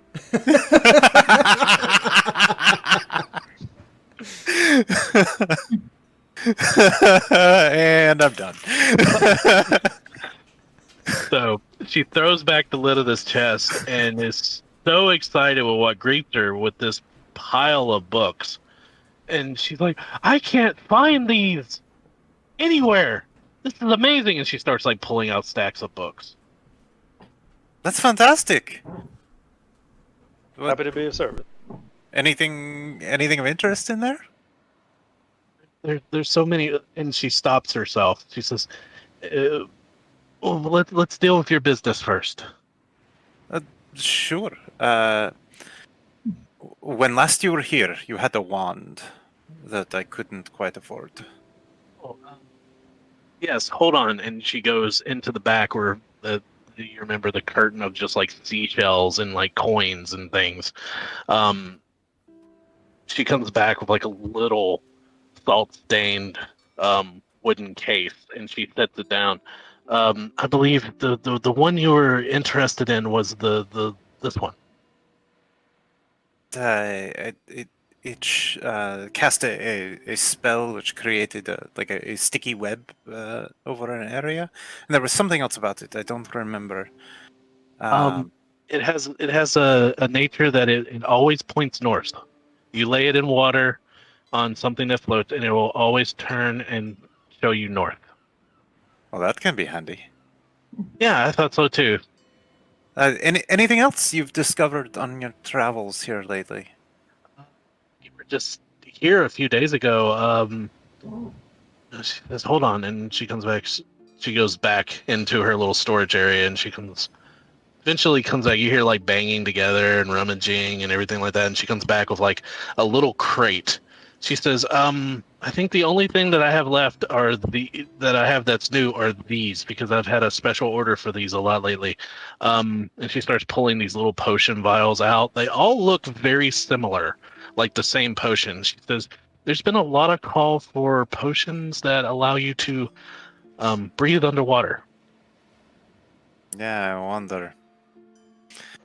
I look That's at Ben and I say, that might not be a bad investment, to be honest. yes, absolutely. How much are you selling those for? Is due to the fact I have an abundance of them now, and the fact that you helped me so much, they're normally 180 gold apiece, but I will let them go for 100 apiece for you. And we would need 5, so 500 gold. How long do those last? Do you know? For an hour. That's pretty handy. And To be is there honest. like an expiration date or something? It's an expiration date. I was wondering. We have a few items of ourselves that we'd be interested in bartering. If you are at all interested in that, we did a little last time. She kind of pushes the books over a little bit, and she clears out the counter. She says, "Lay them out." I put the chainmail +2 on the desk. I put the vicious glaive on the desk. And I also have my old leather armor that I will put there too. Now, are you interested in mundane items or just items with special qualities? I will look at I will look at anything of interest. Okay. So Ben, Do you want me to like get this wet? Is that going to make it more valuable to you? Or... Jeez. She kind of laughs and just kind of eyes you a little bit. She says, "Now, don't make fun of where I find my stock. There's not many shopkeepers that'll dive into the oceans and find what other people lost and sell them at such affordable prices. Thank you very much." But No, I think you are an incredible shopkeeper. I will put 2 long swords and a mace. now, your leather armor, was there anything special about that? It was just nope, just standard leather. okay. She looks the weapons over, and you see her. She reaches in on her waist, and she pulls out these very thin, very fragile looking wire framed glasses, and she puts them on her nose and kind of bends them around her ears, and they have like these violet lenses, and she just starts looking over the items, and you see a hint and a sparkle of magic over the lenses as she does, and she just starts going over the items, and she pushes the swords and the mace to the side. She pushes the leather armor to the side. She pulls the vicious glaive and the chainmail over, and she's like, "Oh, these are interesting." She picks the glaive up with all her strength and picking it up, and she's like, "Well, this This is very dangerous looking. Yes, Some might even say vicious. it was not fun to be on the receiving end. Yes, I can see that. I can possibly deal with these two. The weaponsmith down the block may be able to deal with these. I also have this. Pull out the charlatan's die. Looking through the rest of my inventory here. I have all kinds of random shit. And I place the headband on the table. What is the headband? That is a headband of intellect. Okay. So she looks over. That's a big one. She looks over the charlatan's die and she looks at it with the glasses. She goes, "Oh!" And she rolls it, and it comes up a 6. She gets all excited and claps. She's like, "That's very fun." And she looks at the headband and, wow, this is impressive. It has been with me for a long time. Where do you want to part with this? Not necessarily, but it is on the table potentially for barter if needed be. I am very interested in the wand. We'll take several of the potions as well. And if you haven't anything else, I'm curious what titles may be in that bin. But we don't need to spend too much time worrying about it. Also, we need more of that, more of the components for that ritual. Incense, Okay. and maybe some diamond dust, possible. Diamond dust I am out of. I will say, I am sorry. You cleaned me out. Incense, you've only been here a few days ago. I have not been able to restock on that. You bought all I had left. Killian, in the last game I did tell you I had several more. Yeah, that. I feel like we've been burning through it quickly, though. And by we, I mean Nyx keeps dying. Yeah. Poor Nyx. So, in the interest of just giving the other half of the party some time to play around, I want the wand, and I think we should definitely get some of the potions, Killian. Yeah, and I would like to inquire about any ritual spells that she might have. Spell scrolls or whatever. Also, gonna get a bottle of wine off the rack. So, going through this, she says as she appraises these items, and you can look through the book since you made mention of that. She has not had a chance to, but she does want to look at whatever titles you choose. Sure, for sure. She wants to peruse them first. Absolutely. So, roll me an investigation check. Both of us, or just Ben? Whoever's looking through the books. Can I also look through them, or no? Oh yeah. We'll do it that way. 19 on the die for a 26. I got a 15. Okay, so first off, we'll do the 15 first. You find a book entitled "To Kill a Manticore." This isn't a single manticore in the entire book. It's about a half orc on trial for a crime he didn't commit, and a halfling lawyer who represents him. I love this. That's awesome. Ben, what'd you roll? Brandon's just like 26. Jesus Christ, what have I gotten myself into? Wait, what'd you say? Just the look on Brandon's face in reaction to He that was like, well, that's is what I got myself priceless. into. Yeah. 22 on a search. 26. 26. Upon digging through, with a 26, which is pretty high, you do happen upon a a book that kind of sticks out with a greenish seaweed-like cover, and it's called Unforgiving Waters.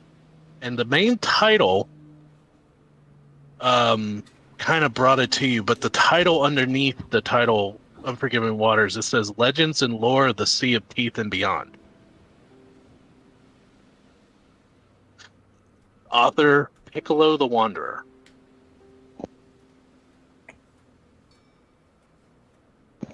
There's not a damn thing in here about manticores. I thought this was going to be useful.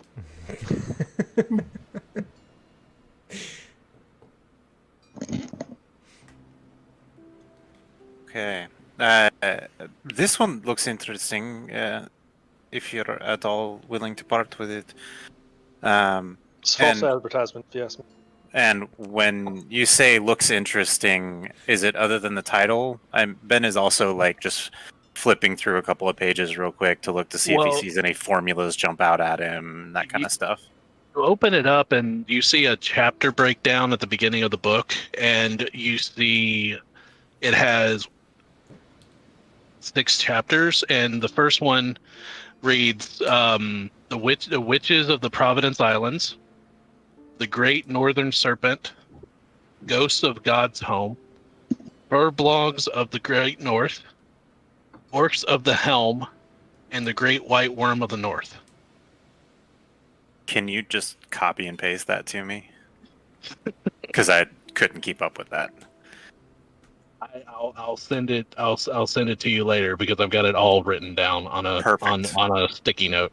That's Perfect. fine. But I'll once you read it, I'll just send you what I've got written. But yeah, it's the chapters were Witches of the Providence Islands, the Great Northern Serpent, Ghosts of God's Home. These are the chapter titles. Burblogs of the Great North, Orcs of the Helm, and the Great White Worm of the North. I will ask you for that again after the game is over. Sound- This book is very interesting. If you're at all, I'm a fan of legends and lore. So the wand, the potions, any additional quality paper or inks you may have, and that bottle of wine right there that looks pretty good. That's it from me. Anything Kyrian may be interested in as well. Any ritual spells you might have. Oh, and do you have something that could perhaps withstand a magical blast? Something that like a bucket or like a something to put something beneath. Kind of eyes you a little bit, and maybe. And she goes back into her little storage area, and she comes back with old, like later period helmet, like a helmet that probably would have dated back to the Age of Heroes, and it's more of like a salad bucket helm that's rusted all to be with like barnacles and stuff on it. And she sets it down, and you hear a thunk. She's like, "That." Can I cast mending on it to get rid of all the rust real quickly? And it still has that pockmarked patina of something that was really, really rusted, but the metal's still there. Does it seem solid? Like would it withstand a magical blast? You could always certainly try. Could he shatter diamonds in it? Is the question. That is my question. You definitely can try. I look at Ben and I shrug. It's up to you, In a- man. In a pinch, might be worth a shot. I can also turn things to dust if I am prepared accordingly. And ritual spells. Any of those? Just hold on. Just the 2 books, or just the 1 book? Just the one. This one is not. It's false not- advertisement. He's not much of a reader. Feel free to What are you peruse. talking about? I read quite a bit. This is just false advertisement. If you wish to peruse more, you can. I will see what spells I have. Not a reader. He skimmed the entire book for manticores in 15 minutes. He speed read looking for words that ended with man and Yeah. er. So if you guys want to search the chest anymore, you let me know. I mean, that 26 was, I think, the best Ben's gonna get out of it. So I'll give it one more cursor glance while she's looking for ritual spells. Let's see what I Okay. get. Nah, I got worse than last time. It's a 12. Well, okay. So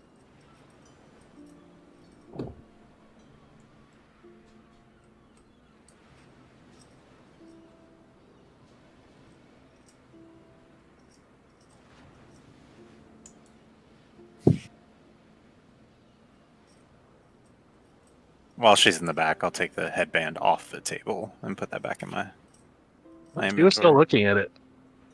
Well, you said she went into the back. Ben's like keeping a close hand on it unless he decides to trade it off. I do have a lot of skills that would be very useful on me. So you do find a book as you're digging through. A lot of them just weren't, like, some of them are in various different languages, and you do find one that's kind of interesting. You find Tick Tick Twang, a detailed guide of creating clockworks, golems, animated items, and traps. Rather easy, restricted in most kingdoms, and is too valuable to be outright banned and destroyed its knowledge despite the widespread collateral damage after its first releases. The bounties for the authors is still valid. That's Now the title? Yeah. Now this is what I'm talking about. Like a selling point. Yeah.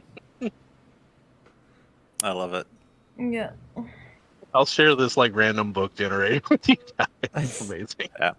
I'm just trying to not hog the screen time right now. Yeah.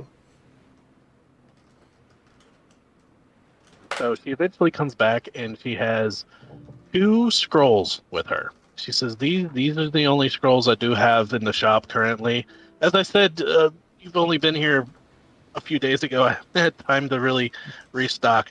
I do have, I This believe I've is my favorite store on the Citadel. What? Go on. I do believe I've showed this before. This scroll will allow you to detect poison and disease, and this scroll is a find familiar. It'll help you find like them. And she points at the hawk and the bird. Well, that one we don't have much use of. Both of us already know that. But as far as detect poison and disease, I suppose it can't hurt. Just for the record, though, that is not a bard or warlock spell. Can I still learn it in my ritual spell book? If it is a ritual spell and you took Pact of the Tome, yes. It is. Okay, it is a ritual. Okay, just making sure. Yeah, there's no class limitation on the Pact of the Tome rituals. So that spell, the wand, the potions, these bottles of wine, because Ben's brought over another one. And this book. And the other one. Yeah, and these 2 books. It's the wand and 5. You want 5 water breathing potions? Yes. As many as we can afford, so we're trying to figure that out with the barter. The Charlatan's Die, the Glaive, and the +2 chainmail. And don't forget how helpful I was when I got here. And she looks and she says, "I'm taking that into account with the Ender family." And she looks at Ben and the band of intellect. We'll see what we can do with these first. This is kind of special, you know.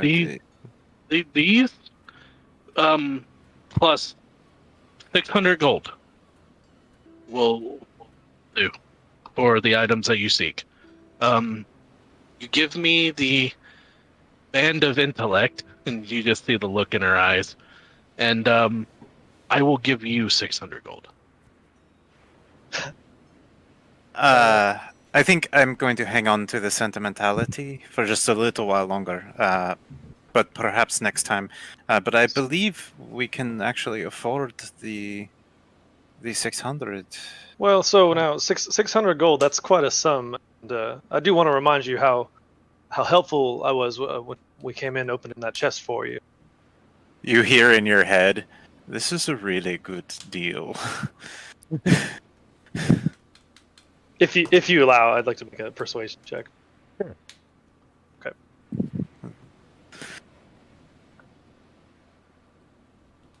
Oh hell yeah! Okay, I rolled a 17. It's +8.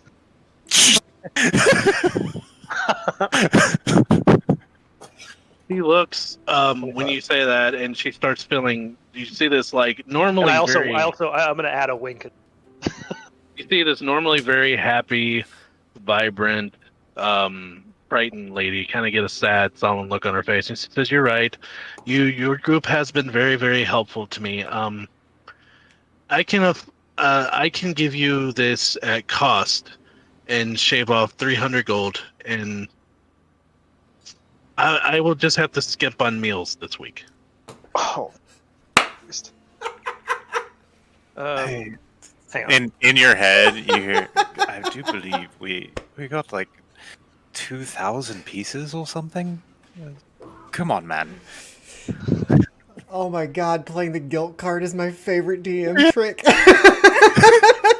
Hang on. What is the? What is that item I got last time?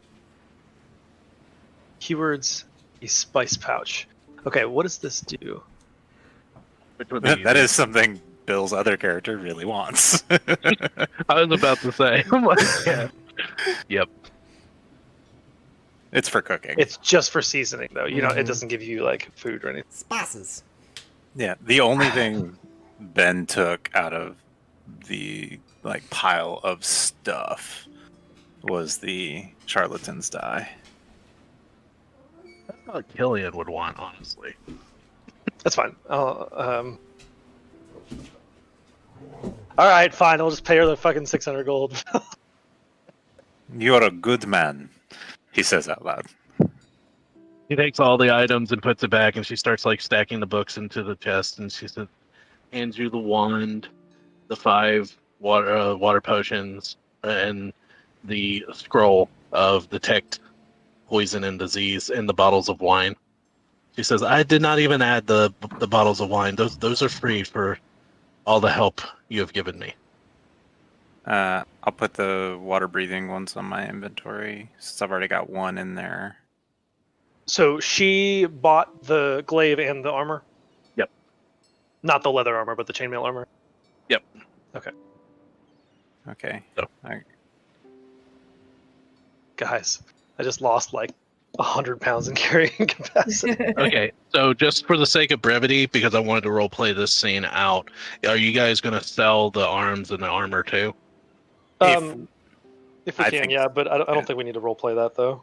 No. Just give me a yes or no, Killian. If you go to sell them, are you going to try to get more money than they're worth? Yes or no, or just get whatever they're worth? No. I mean, it's used mundane armor. I'll just get what they're worth. Okay, then just Same. put down cost, and then we'll switch to the end.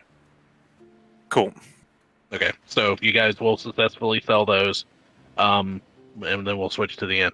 So back to you guys. Let's change scenes here. Ooh.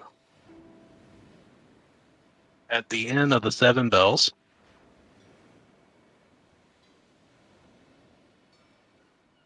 you guys walk in, and it is very loud.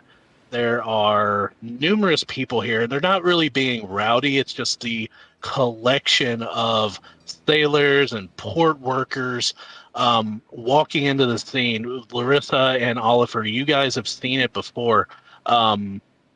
The owner, Annette, is behind the bar talking with several of the sailors as they're laughing and joking. She's writing up on the chalkboard the catches of the day and various little, camaraderie things that the sailor ships are going against each other, like how many poundage of fish and anything they brought in, and moving names of ships and titles above each other as everyone's kind of shoving and getting along. You're not really noticed as you walk in with the number of people that are there. So, and no one is really noticing the cloaked metal man behind you as of yet.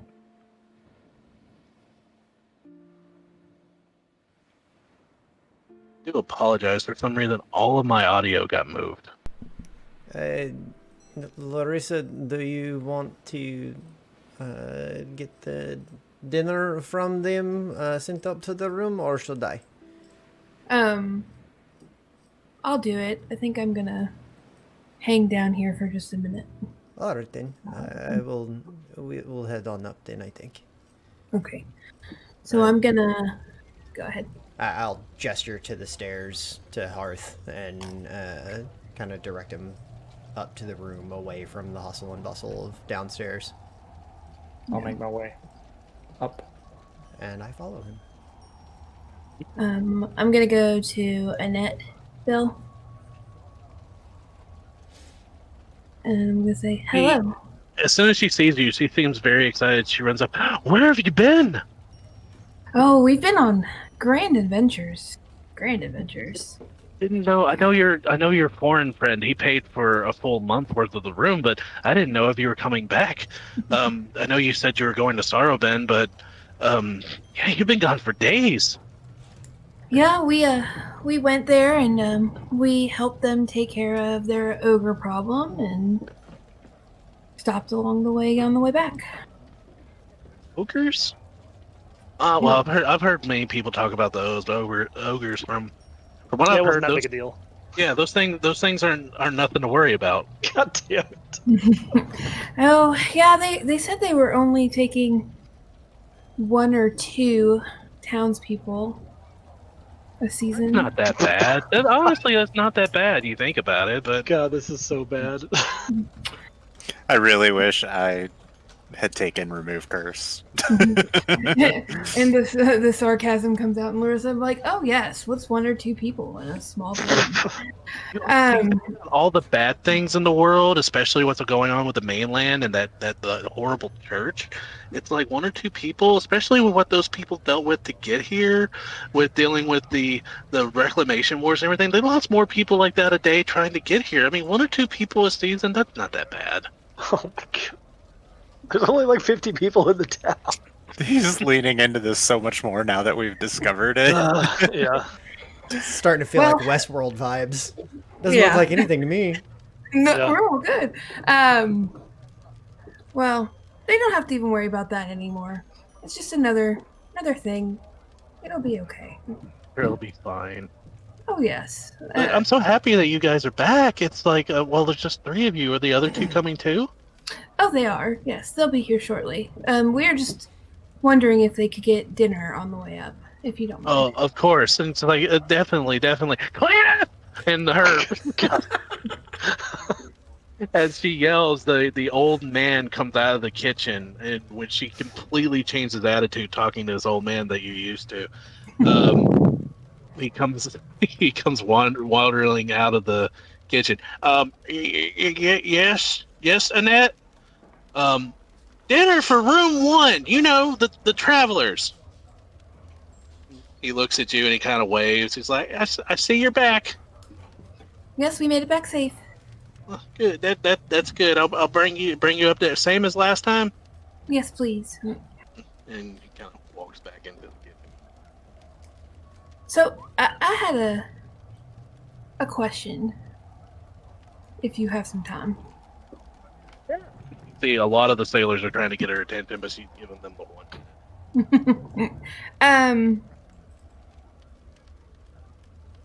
Someone mentioned something about the Church of Devout. Do you know who they are? The Vouds, yeah, those are those interesting people that worship the water. That worship the water. How long Yeah. have they been here? Do you know? You know, I can't really notice. They just, no, now that you think about it, I never really cared that they were here. Huh, that's so strange. This is creepy. Like, Yeah. this is some serious, like, what's it called? Stockholm syndrome or some shit. You know? Yeah. Yeah. So you don't remember when they came? Like, No, they go down to the ocean and they do their prayers, and I know they have a dust up every now and again with the Temple of the Storm Lord, but you know, we we just ignore that because that's none of our business. That's just between them. We figure it's nothing to worry about when it comes between what happens between that church and what other church. He's like, who wants to get in the middle of religious arguments? Like Oh, nobody. not me, for one. I completely understand that. What kind of dust up do they have? I mean, are they just shouting at each other, or Paints every now and again, and they'll go paint on that old man Waters temple, the little symbol of their god. Boys will be boys, and Some that's petty bullshit. yeah, just little stuff, and it's but nothing to worry about. I mean, even Father Waters doesn't really seem concerned. He just washes it off every day. Bitch, what do you worry? it's like, so he never retaliates. They go and paint Oh their heavens, symbol no! Why would he? I mean, for just harmless little planks. for disgracing his temple. They're not disgracing it; they're just drawing on it. Oh God. Huh. Okay. Okay. You haven't. I know you're new here, but you haven't fallen into the Providence Island way of life. It's like we take a lot of stuff easy when it comes to things. There's nothing really to worry about here now that the church is gone and we have our island. You know, we just relax and all things and just enjoy life. It's as long as the fish are coming in and the whaling ships come back every season, and we're able to process the whale oil that keeps our lanterns burning and help out those on the mainland. It's this is what keeps us happy. We're simple folk here. We don't really worry about the trappings and the problems in real life. I can see that. Sorry, cat aggro. Yeah, I saw that. The haters wanting attention from the crowd. Um.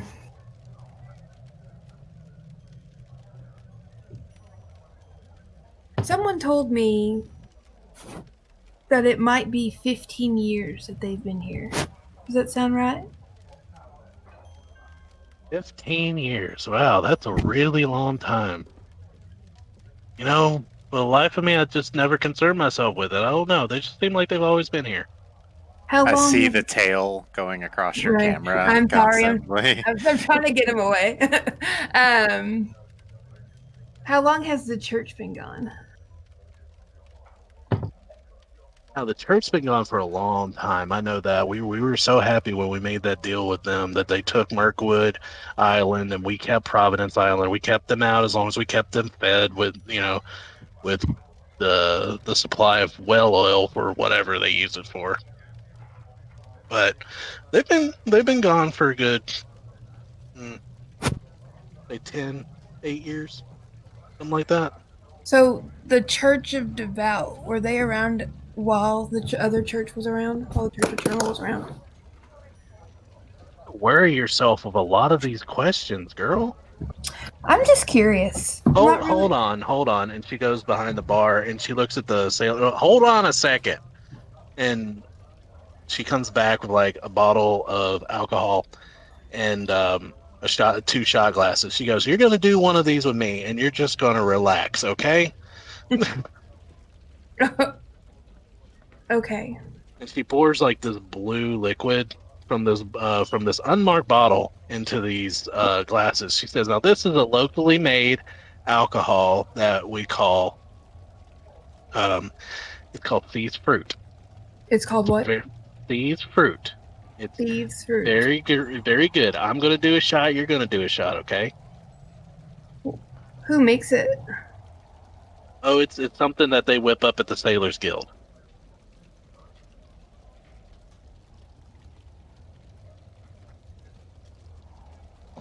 Do it.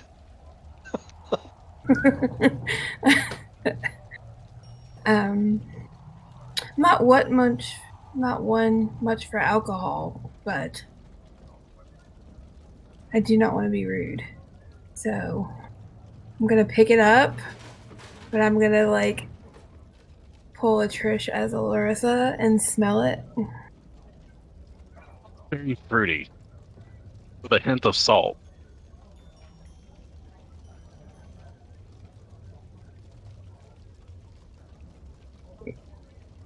Okay, I feel like I'm gonna regret this, but okay. Yeah. Let's So do it. she takes her glass and she clinks with yours, taps it on the bar, and downs it. I'm gonna wait for a second. Anything noticeable happen with her?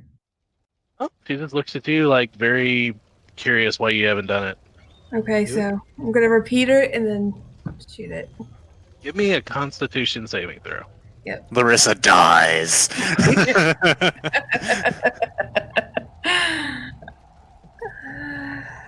I'm gonna laugh if it's just alcohol. 14. 14.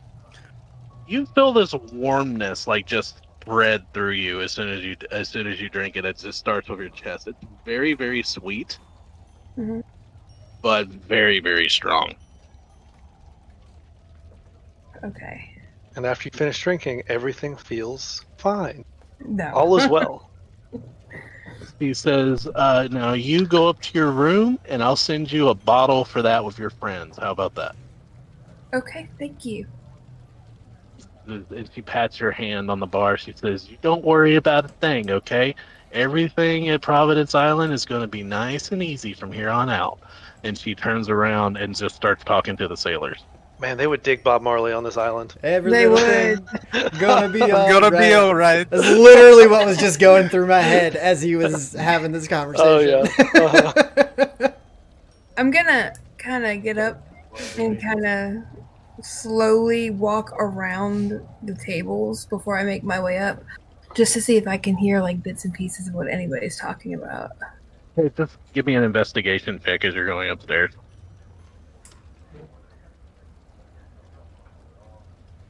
That's a 15. Okay.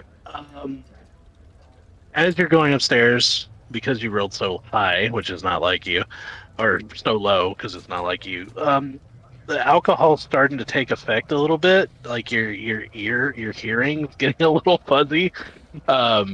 You can't really make out a lot of the conversation, but from what you gather, they're talking about the ship coming back, making production at the oil in the oil huts. Um, Something about the lighthouse keeper on Guardian's Island hasn't come and got his supply of coal for the lighthouse yet. It's sitting there at the harbor's master office. Still some mentions of problems with the harpies, and something about the ice farmers coming down early with their shipment of ice for the storage houses, and nothing really other than that. Okay, then I'm gonna make my way up. All right, so we will take you guys to your room and let me like fix that. Managerial stuff, just real quick. Do you guys just want to add a potion of water breathing to each of your inventories so that we don't forget? Don't I need it. just went ahead and shoved it all in my inventory for the short term. Yeah. Back up before Larissa joins you guys. Oliver and Hearth. You guys make it up to your room. No one really pays attention to you as you're going up there. Well, I think that went about as well as could be for wanting to keep yourself unnoticed. It seems so. If they managed to not notice a armored man, as they seem to like to put it, and someone as tall as me, then I think they truly don't care about much. Or they have already seen us and taken note, however they wish to. I suppose that is possible as well.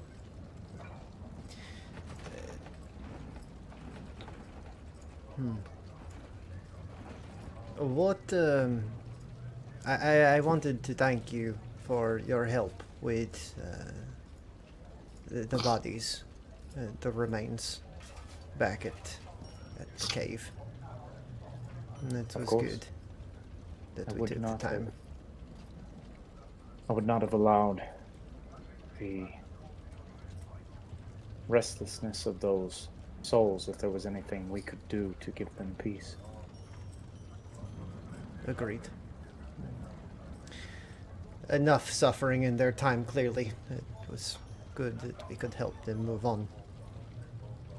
And it is unfortunate to destroy a life in the process, but if that life was devoted to not but pain and suffering of others, then I think we have reached a good equilibrium.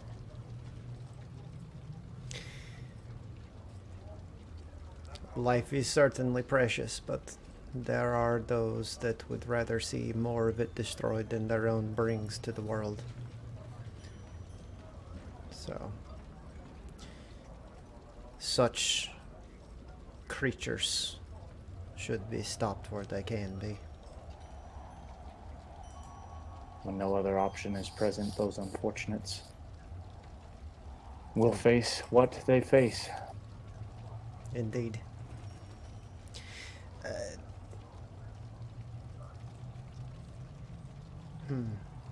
What do you know of this shadow tower that you were trying to get to? Do you... Memory fails, but I do know that we were sent to broker peace, which would have meant that there was some tension, some reason for going, although it has not made itself clear to me as of now. But I think wherever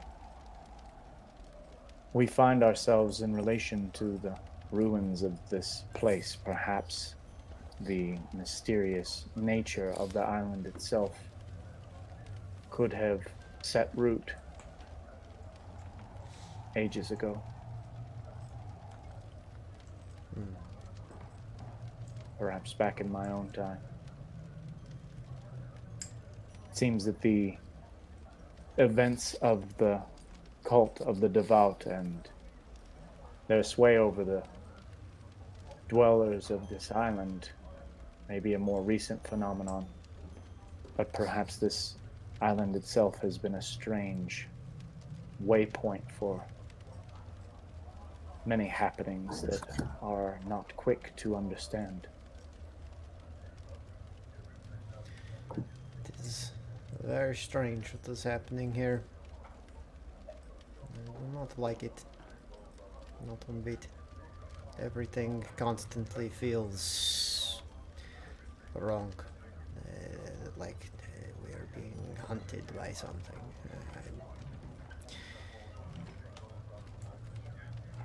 Despite that feeling, I am thankful that we are able to feel it and not lulled into some sense of complacency along with the rest of the inhabitants. At least for now. Hopefully it stays that way. But perhaps if we are aware of it, we are less prone to whatever it is.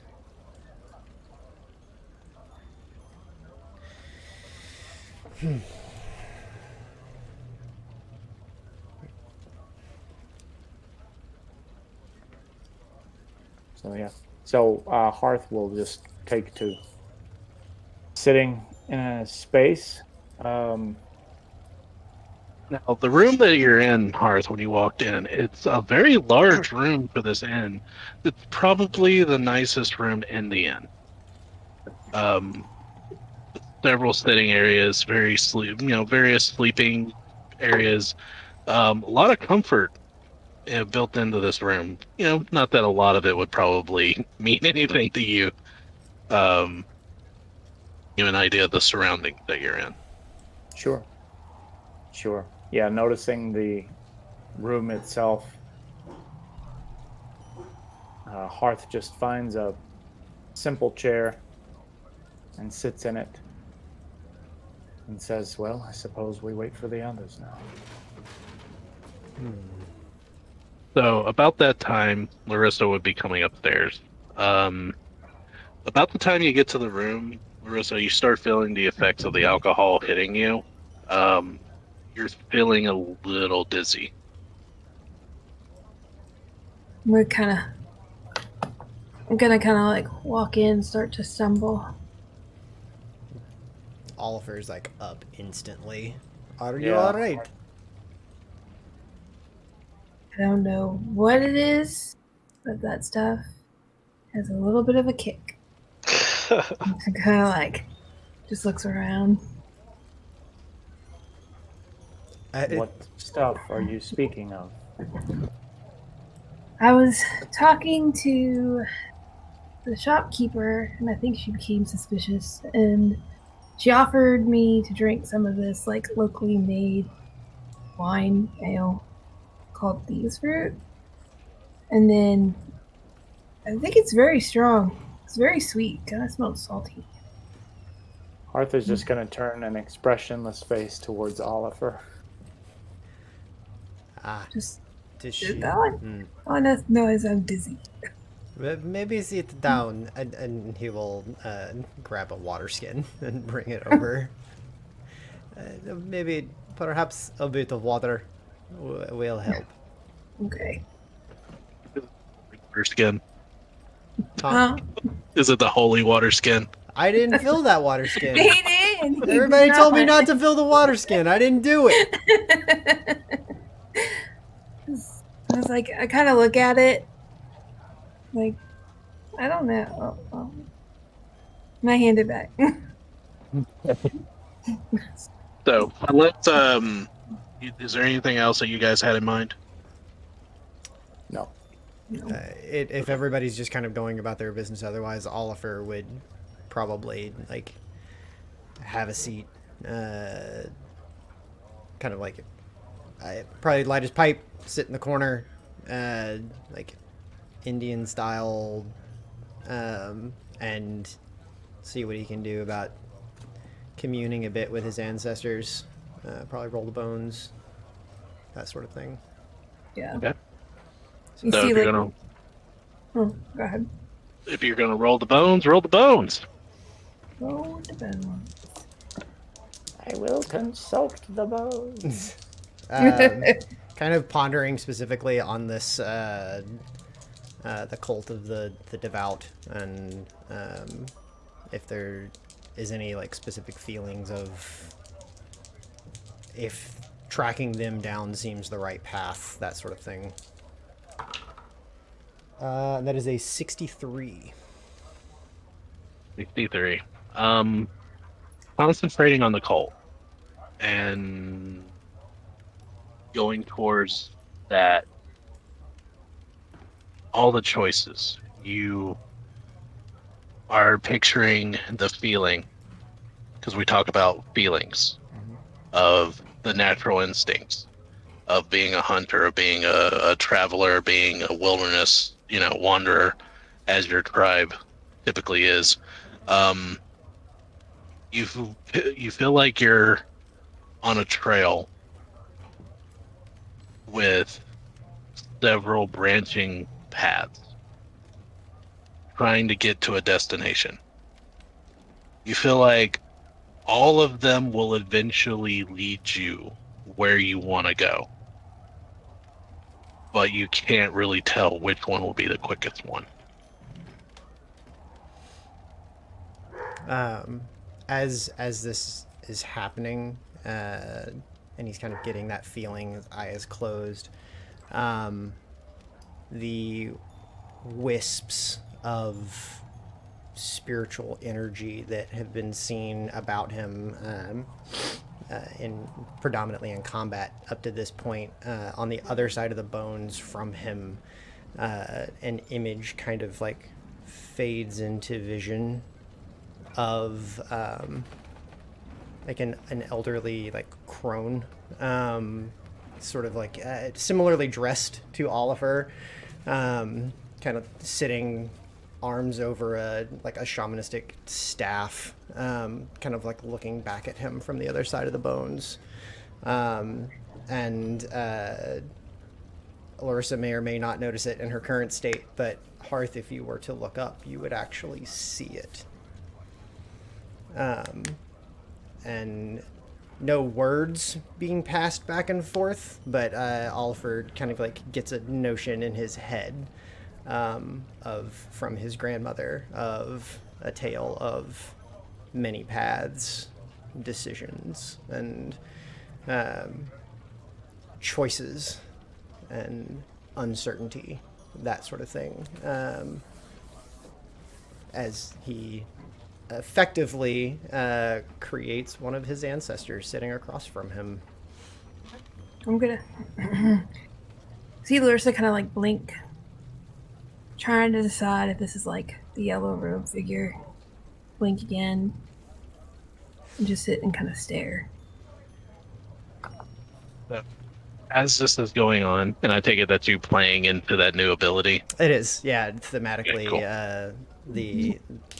The selection in fighter gave me Echo Knight, which I'm playing into the theme of the Ancestral Guardian Barbarian. Of course. So, yeah, it's amazing. That's a very good play on it.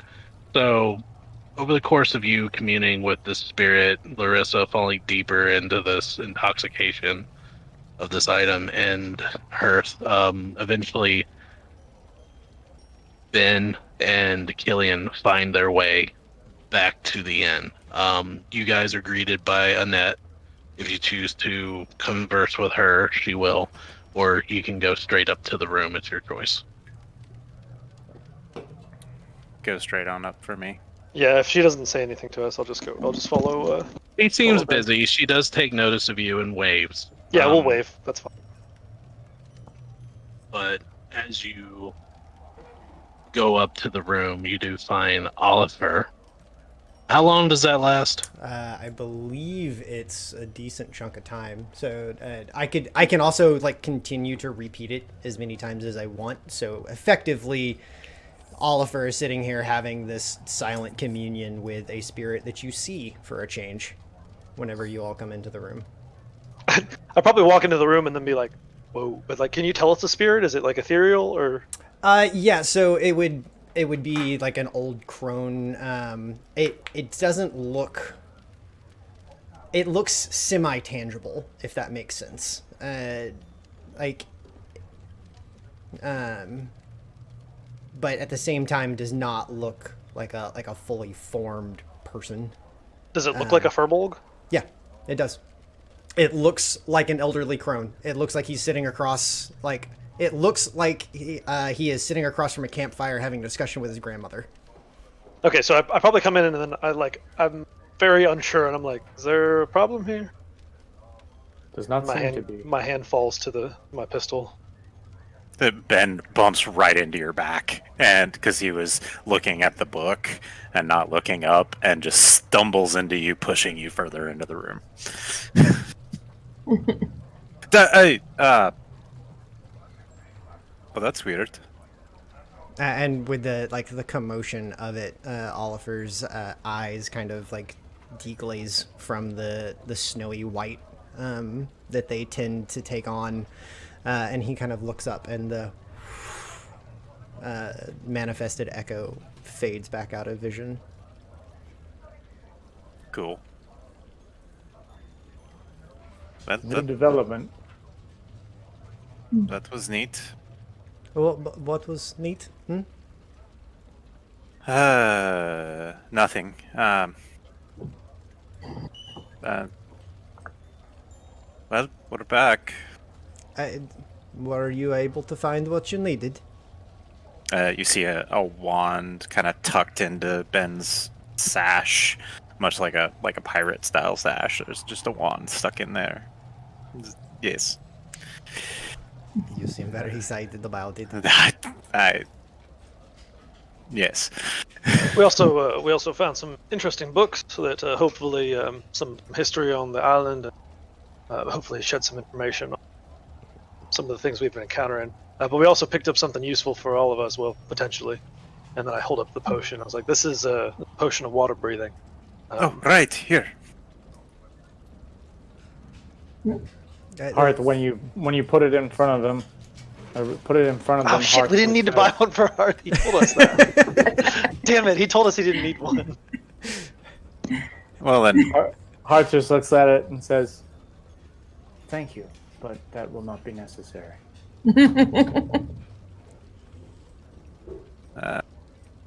All right, the whole not needing to breathe thing. A little creepy if you ask, but that's fine. Ben, do you want to keep this one? sure, that puts me up to 4. Wait, how? I told you I already had 2. Mm-hmm. Well, then why don't you let me keep that then? All right, fair enough. So, Velor seemed in good spirits to hear that the Ender family was okay and well. We offloaded all those magical items that we did for. Well, many of them. Oh. Most of them. Yeah, I still have that cloak. Are you drunk? I do not know. She Maybe? was going to go have dinner sent up, and then she came up here stumbling, and I think perhaps she had a little bit to drink. I had. Well, that's pretty rude. Are you going to share? They're supposed to send it up. I had one shot. It smelled really fruity and kind of salty. They said it was locally made, called thieves fruit. This time there is a knock at the door, and you see a very familiar food cart being pushed in with... Cletus. Hello! Mm-hmm. It's fun to see all of you. Oh, you have a new friend! Yes, Sorry, I brought food up for 5. Let me go bring some more back for him. And he turns and pushes the cart the rest of the way in and leaves, leaving the door open. Oliver kind of looks over at Hearth. Do you eat? Is that the thing? No, I do not. But I did not want to insult his hospitality. As Ben turns away from the door, you just notice the door close itself behind him. I'm gonna go look for the blue bottle. Yeah, it's sitting right there on the cart. There is a blue bottle. It does not have a label. It has a metal clasp and a cork that you pop and it opens up. Yeah, I'm gonna point at it. This. Interesting. Is it like vibrant blue or Don't just like mind a if I dull? do. Like vodka with blue food coloring. Okay. So like that Klingon vodka or whatever. Literally drinking Yeah. like nasty ass UV blue vodka. Yeah. Yeah. I was Glacier water blessed by a shaman right before the big game. You know? Yeah. love it.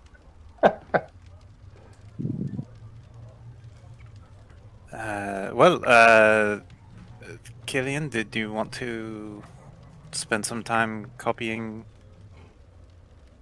Yeah, if y'all don't need me, I'm gonna go copy a spell down. Yeah. Or I'm happy to do so.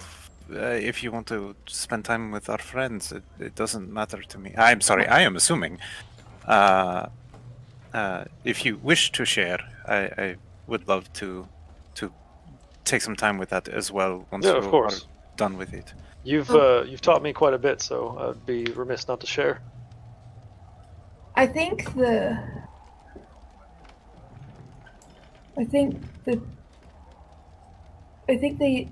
this has been this way for 15 years. That is a long time for this to have been that way. But I suppose if they are under the effects of not caring, it's not really a reason why they would stop caring. That is a long time. I'm confused, and I don't think it's because of the alcohol. The priest's journal, it stops. There was a lot of coming ins and coming outs. He kept track of what was going on, of the things people asked for his advice about, and so that was a lot. There was a lot. It was like steady. He kept track of it because you could tell, just from his writing that he cared about it. And then all of a sudden, 15 years ago, it just stops. And then I talked to the owner, and she said that the church has only been gone for 8 years. But she couldn't remember how long the devout were here. But every day she says that they go and deface the temple, and he just cleaned it off, and they do it again, and he just cleaned it off.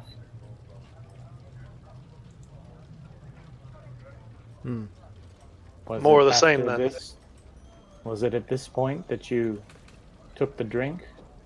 Yes, I was asking for more questions, and I can't really remember which ones they were now. I was getting like deeper into what was going on, and it's almost like my uncomfortableness didn't make her uncomfortable because she really didn't care. She was just trying to get me to stop asking her questions, I think.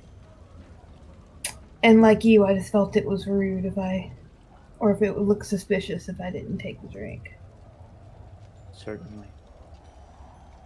And I couldn't gather very much from everybody talking because my head's kind of fuzzy. But Hearth stands up, makes their way over to the blue bottle, picks it up, and goes and sits back in the chair. I think it would be wise if no one drank from this bottle. I mean, I don't feel off. I just feel like it just was very strong. It's made locally from the Sailors Guild. It's called Thieves Fruit. Thieves fruit.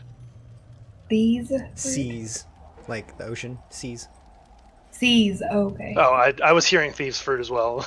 Yeah, that's what I thought. So, I'll change that. I do not wish to insult the hospitality of the locals, but I do not trust any of them with what is going on. I don't think there's anything nefarious going on with the locals. I just think that they're innocent bystanders, unfortunately. You're at the door as Cletus lets himself in with another covered plate. I am sorry. I didn't know there was 6. And he sets it down. That is all right, Cletus. Thank you very much. Would you like some apple smack? What's that? It's some alcohol we got from. I don't touch the stuff. I've been sober for several years now. I'm taking the steps. Good for him. I don't touch alcohol, but thank you very much. But it's nice to see you all back. I didn't know where you went. You were gone for so many days. No, just a couple. We went to visit the Enders in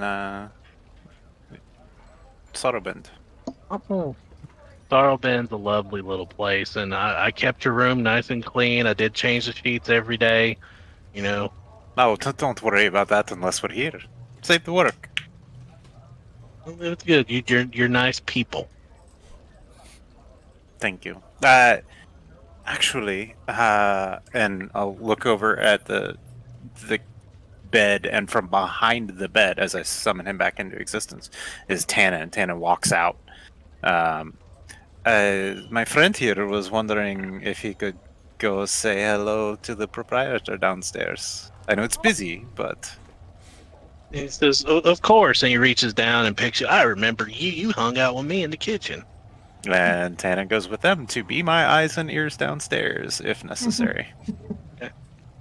So he says, well, if you need anything, just yell Cletus. That's what she does.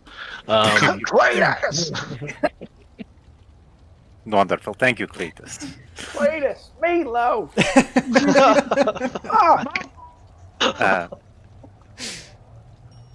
As soon as he's out, I'll turn to Killian.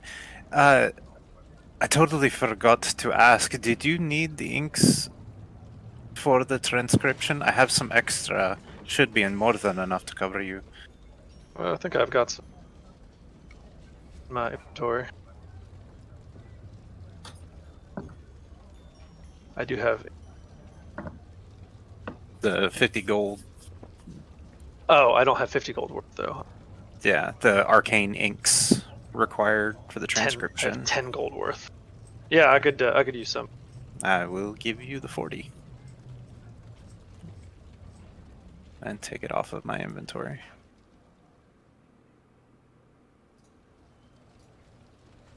So evening comes if you stay in the room.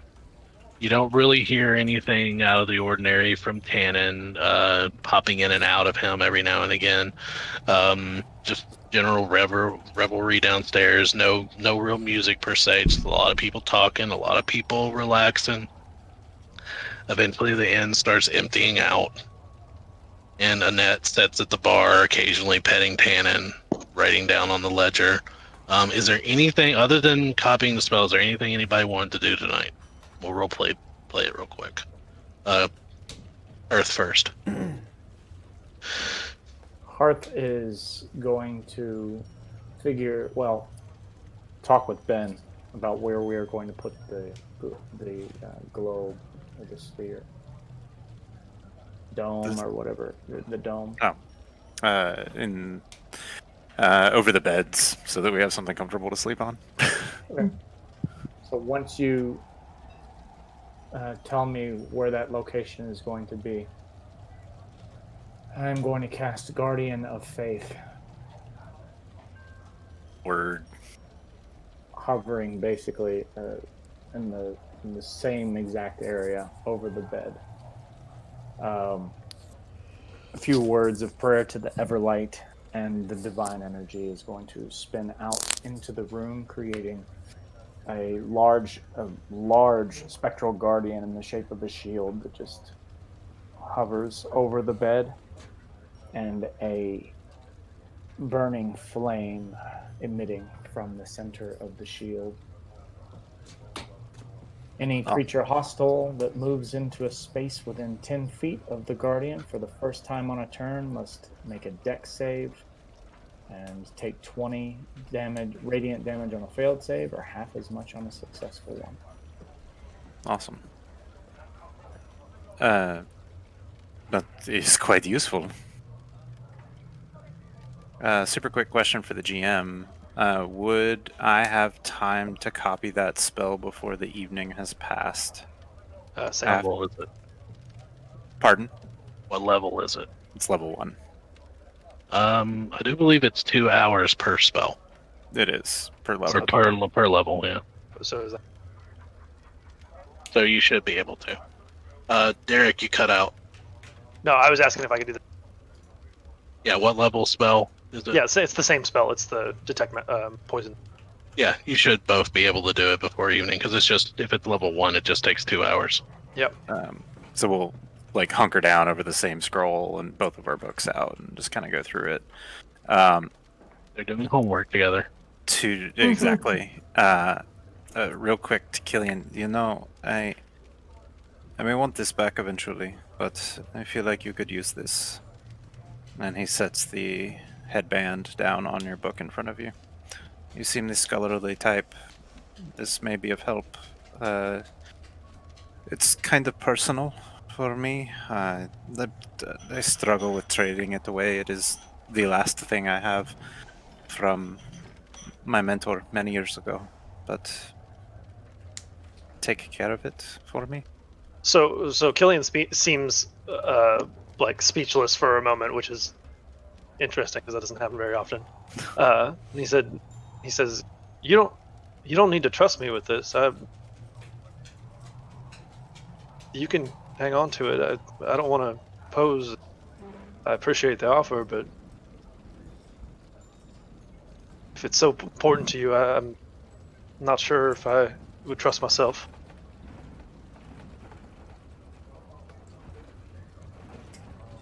I am conflicted, but Well, yeah, what is just it? What does it do? It makes you an intelligent person. And he kind of nudges you. I'll choose not to take offense to that. And he passes over the headband of intellect to you. Science bros. Incredibly. Yeah, super useful. All right, thank you. I don't know what to say. I'm sure it'll help us out along the way. Just keep an eye out. As a matter of fact, I'm working on a few projects for the others. I'll fill you in, and I will message you offline for just a few other little things I'm working on. Additionally, after we finish the copying of the spell, just in the interest of moving things along, with the suspicion, thank you, dear, with the suspicion of this bottle that is going around the room, Ben would like to cast Detect Poison or Disease on it. Oh, hey, because we can do that now. We can. You don't detect anything from the bottle. I didn't suspect so. Yeah, I didn't. Just practicing. It's a new. Right, so Larissa is just a lightweight. Yes. Okay, Seems to be that's the case. good to know. Or it Because he bears kinda a gives powerful her curse and will. Or it bears a powerful curse and will kill us all. It's fine. Marissa, over the time it takes you, you still do eventually start recovering from the shot as you're wandering around the room. As you pass one of the full body mirrors that's in the bedding area, you do notice for a split second as you pass by, your reflection is not your own. I'm gonna look like closer. Whose is it? As you go back, you see yellow robes and a mask, but your horns coming out of the hood. But my horns coming out of the hood.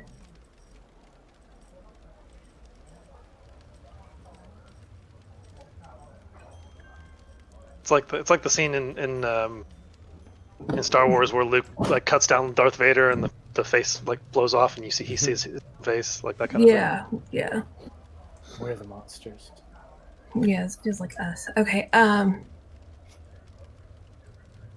gonna stare really closely and I'll be like, It seems like your reflection, it follows your every movement, but as you're staring close and it's following your movement, it cocks its head the different direction that you cock yours, and it raises its hand again, and you see it wipe its hand over his face, point at its two eyes, and points at your left shoulder.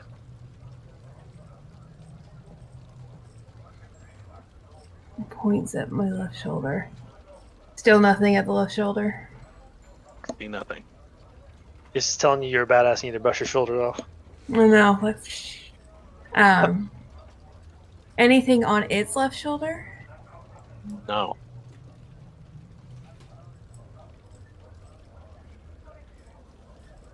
And as you look at your left shoulder and you turn back to look, it is your reflection. I'm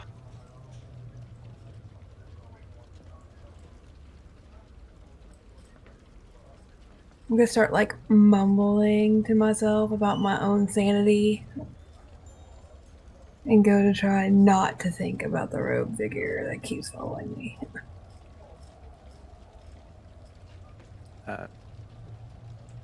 Small correction back over with the science bros. Ben tries to copy the spell and cannot because it is not a wizard spell.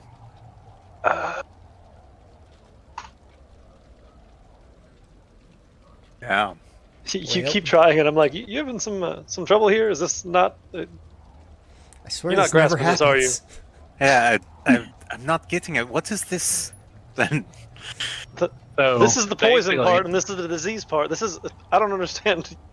Did you Did you effectively spend the components? Because if you did, you would have basically made a scroll of the I don't know. text. I don't know if I'm- he can. I don't know if he can. I mechanically, if the GM's cool with it, then I'm happy to do so. But my class would not have the ability to do that otherwise. Well, what I mean by scroll is not a magical scroll. Yeah. So I've copied it down, but it does nothing. Yeah, that's basically I- what I was getting at. I understand the theory. I'll just have to work at it. I don't think it's one. Basically is whereas when he gets completed, stealing a little bit from Soulforge, one of my favorite books. When he completes the scroll, a shimmer of arcane energy goes over Killian's. It does not go over yours. Word. Yeah. Well, this is a first now, isn't it?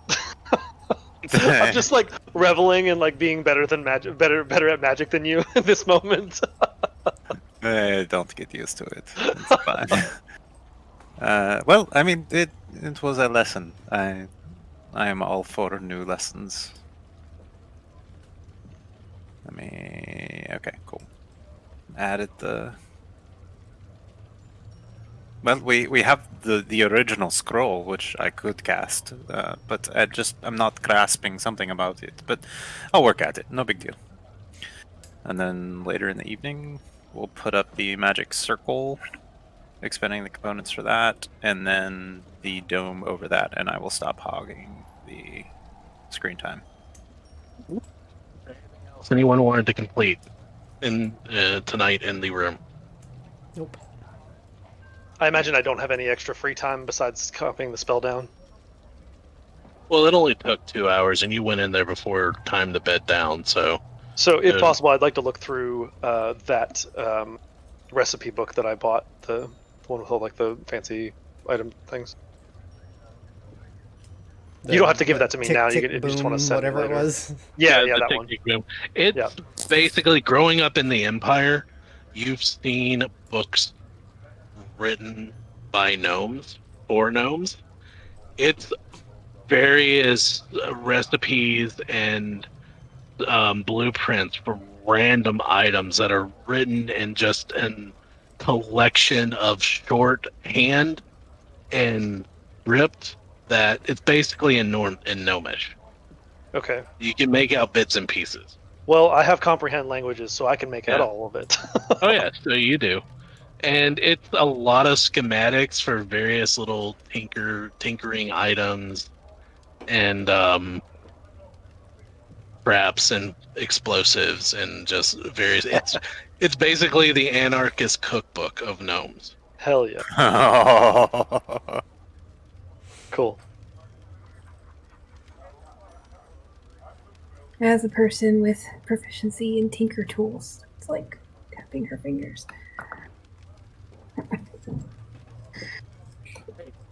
Well, if anybody and no one else wants to cover anything, the night will go uneventful. You guys sleep underneath your dome within the magic circle. No one has bad dreams. Good deal. And the next morning, you awaken to the sound of the sea. I love it. Yay. It would be so perfect if it wasn't so creepy here. We will take another really quick bio break, really quick one, and we will finish up with the last hour of the stream. So, Can I go ahead and click the long rest button? yep, go ahead and All click right. the long rest. Everyone had a long rest. Wonderful. All right. Then in that case, we will be right back.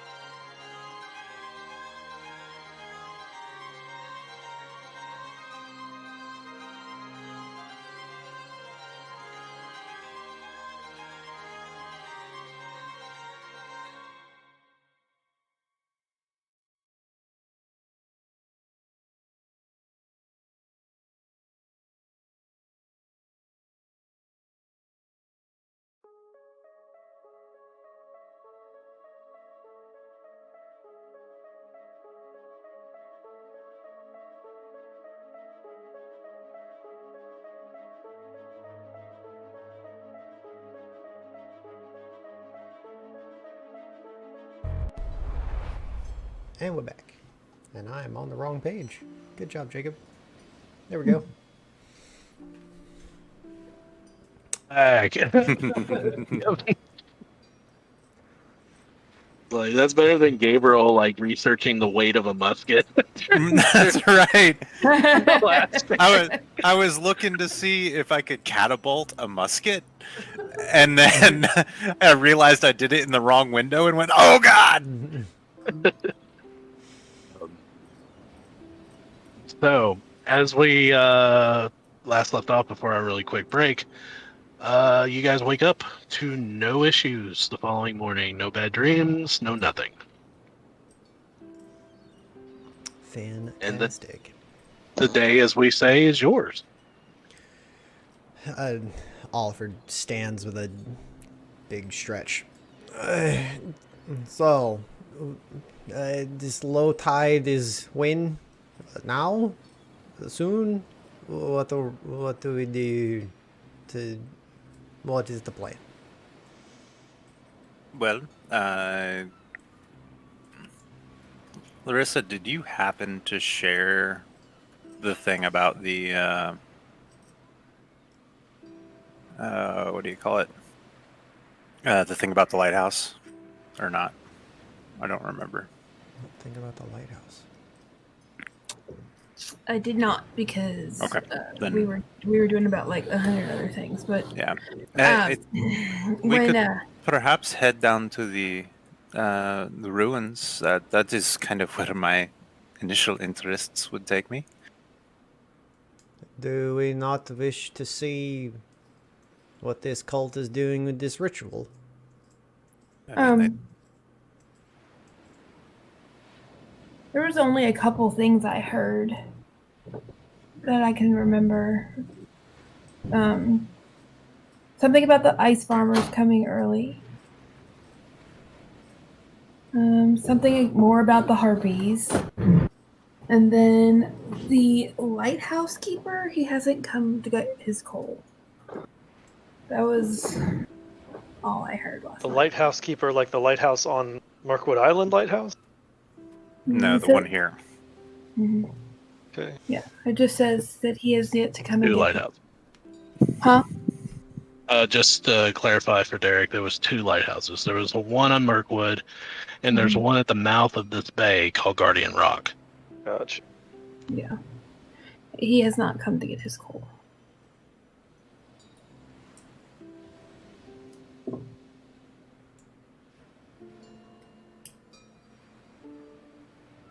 Interesting.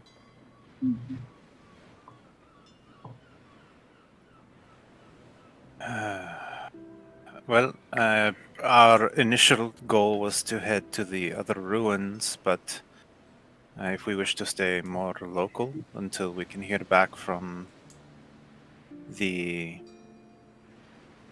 priest, that may be of value. Were we not going to go try and see one of the services? That is what Before- I thought the point was, to wait till morning and see the ritual, yes? Yeah, We that's can. what I thought. For sure. Even if we go do other things, we might as well see what it is that they do. Works for Very me. well. I am here for it, as you say. Or if, we don't all want to go. I do not think it is wise, as Ben shoves breakfast in his face. Oliver looks at Killian. Could Nix go view the event for us then? I would need to be close by, but yeah. I don't see why not.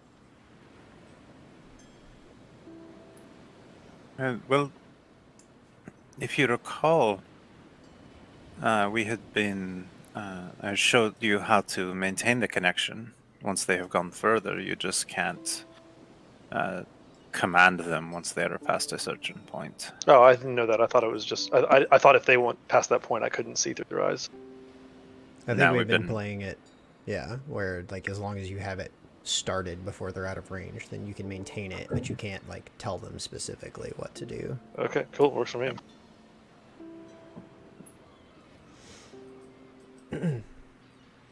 Like concentrate. Like you can't do anything else. Yeah, that's fine. So, I mean, if possible, I'll send him out now from where I'm at.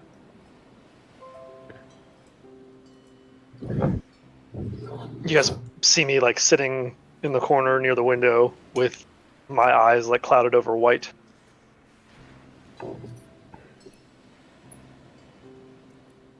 So you're sending Nyx out. Nyx flies through the city, and you see various people going about their mornings, opening shops, everything. Flying out. It takes a little bit of time. Roll me an investigation check. Using my stats, Since you're controlling, investigation is a wisdom, I believe. it's intelligence. Intelligence. I'll There's go a ahead. huge difference now. Yeah. Since you're controlling him, I'll let you. How far out does it go where you can control him? Not very far. Like 100 Like feet. 100 feet, yeah. Hmm. Okay, then use his.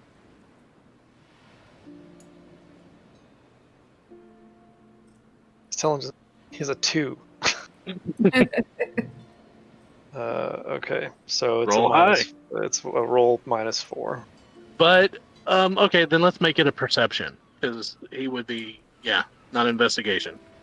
You told him what to look for. Let's see if you'll find it. He's not searching through drawers and shit. I nat 20. Nice. 20. Yay. What, So flying out over Got this eyes beach, like a hawk. Ah, towards the western area of town, not far from the pier, about 50, 100 feet from the western edge of the pier, on a rocky shoal where the waves come up. You do see several robed figures, about 14 to 13 and counting. One is, as the tides rolled out, you do see seaweed drying across what sand there is of the beach. One person is about knee deep in the water, and the others are standing and some kneeling up on the beach. The ones that are kneeling are in positions of prayer. They're in these deep greenish seaweed, tend to look like seaweedish robes, and these masks over their faces. And as Nick flies in closer, the masks are carved out of driftwood in the same assemblage of the 6 eyes and sprouting tentacles coming across from the sides of the face as the hoods are pulled up. Awesome. that's legit. So if he circles for a moment, does he see anything else with the ritual? Does it seem magical at all, or? Seems very ritualistic. You don't see any like flashes of magic or anything like that. You do see that the figure that is knee deep in the water has a basket, and he's dipping his hands in with glittery items, and he's like flinging them out into the ocean as he's speaking, and he's speaking in a strange language as he's just flinging handfuls of these items out into the ocean. So I can't tell Nyx to do this, but I'm wondering if you want me to make some kind of roll. I want him to like pick one of those up or like snatch it out of the air if possible. The items fall very, very quickly, but you're right, you can't control Nyx. You can see. But if you want to, I'll give you a perception to try to determine what those items are. Okay. Do that. Okay, solid. Fire 22. Moment. shine hits you immediately of what this is.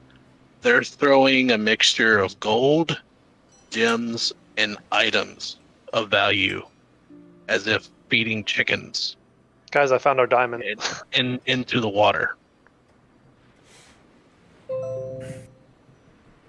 Okay.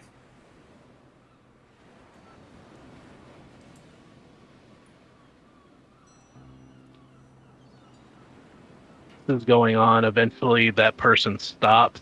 That figure stops, and you see them bring another robed figure up, two of them, marking side by side with them. And he goes from speaking in this language you don't understand to speaking to this robed figure. And he says, You have come to me today. Day of You my have daughter's wedding. you have chosen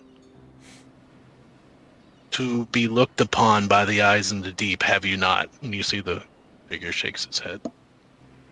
Do you wish to be reborn this day? And the figure shakes his head. And the one leading the congregation walks and takes his arm around this person and leads them to the water about waist deep and immediately violently shoves him under the water and holds him there.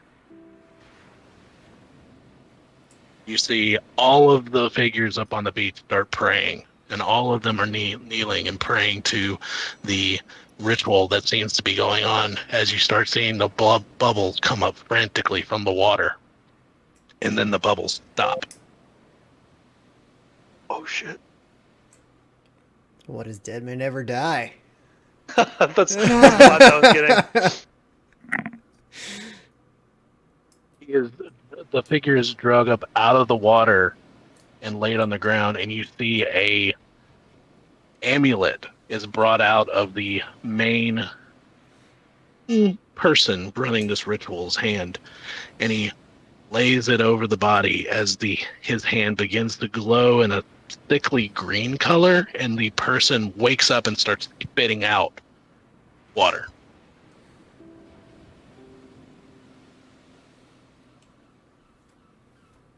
In the process of that, does their hood or mask fall away? You're not there. This is all him. This is correct. Well, I mean, what does Nick see? Does the mask fall away or no? See, roll me a perception.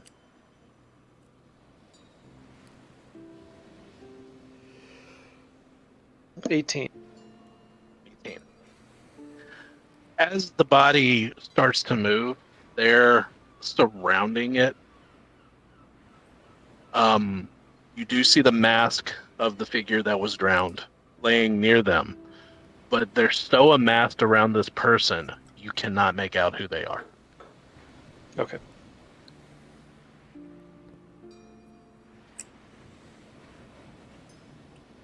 Eventually, the mask is brought back over to them and put on. And with an 18, you do notice blonde hair of the person.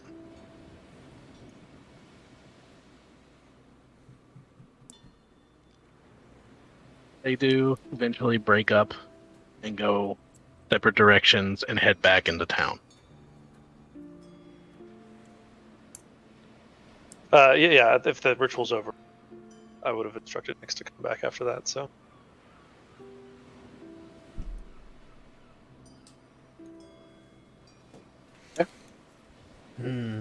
What do you choose to relay to the party? All of it. I wanted to like the way I pictured that is like I'm narrating what I'm seeing from Nix's eyes. So like they're sitting around me. I can't see them, but I'm like basically stream of consciousness, like telling them what I'm seeing. Then Ben could have told you. No, because he wouldn't have been able to hear it. Yeah, he wouldn't have heard me. His senses are purely. They can hear through me, but I Nix. cannot. Yeah, I can't. Oh, okay. So, like, I thought we it was wouldn't- just tight. All right. Well, I guess Ben could have talked to I him could have through, s- like, I- telepathically. Oh yeah, could you talk in have. my mind. Yeah. Not worried about it at this point. Just he related what he saw. So Yeah. It's not like you could give instructions Yeah. to Nix anyway. So Right. Right. Hmm.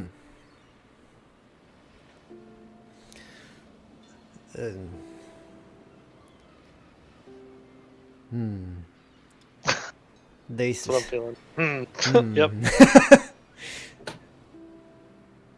Hey, I do not like this, not one bit.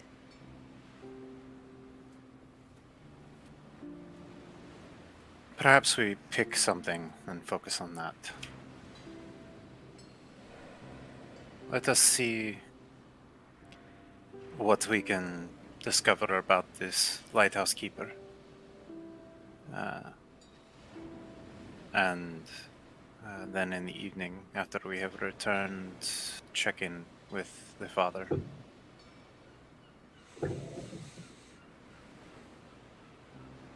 The lighthouse, from earlier descriptions, and double check me on this, Bill, was the lighthouse was in the bay. We could theoretically take a rowboat to it and back. Yeah. When you Okay. guys came into Rainbow Bay, the lighthouse is the first thing you saw. It's That's what I thought. it's at the mouth of the bay. It's about a mile away from the port. The bay's pretty big. With a couple of people rowing, that's not too bad. Yeah.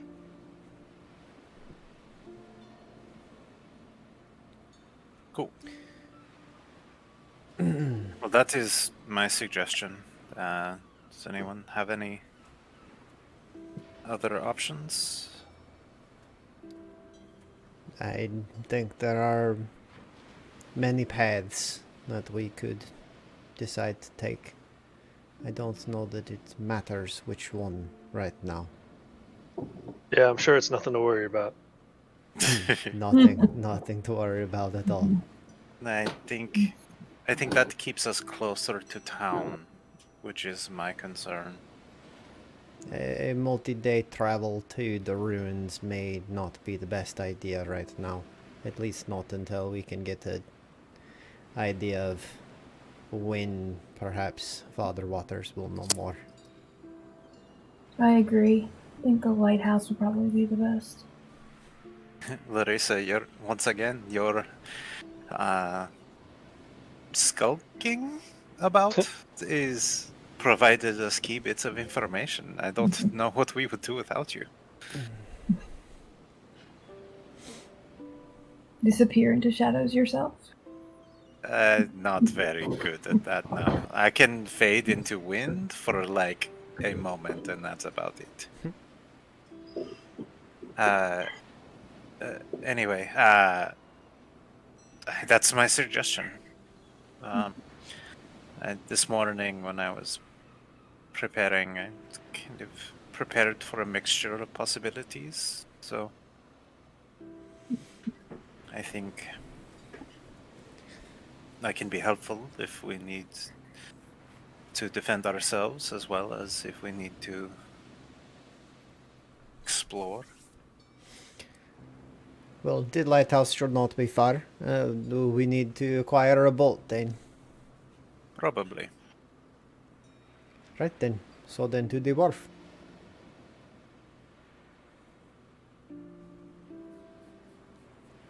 Yes? Yes. Yes. Lead the way. Right then. Unless there are any objections, let us make our way. And Oliver will head to the door. Yep. As you guys head down into the tavern area, it's very quiet as usual. You've been down here before during the morning. Very scattered few people eating breakfast. Cletus serving them while Annette sits with her glasses doing the books from the night before. Seeing all of you, she greets you with a very warm and happy smile. Oh, you have a friend. I did not expect you to have 6. That is okay. It was a surprise ourselves. 5, sorry. That's counting the screens. Yeah. Like, I don't count. I just thought you were counting. I thought you were comedically counting Oliver's grandmother. Yeah. That's what I thought you were doing. He I was follows like, now. oh yeah, Now, it would seem like 6 to him. now, Boobala, put on your.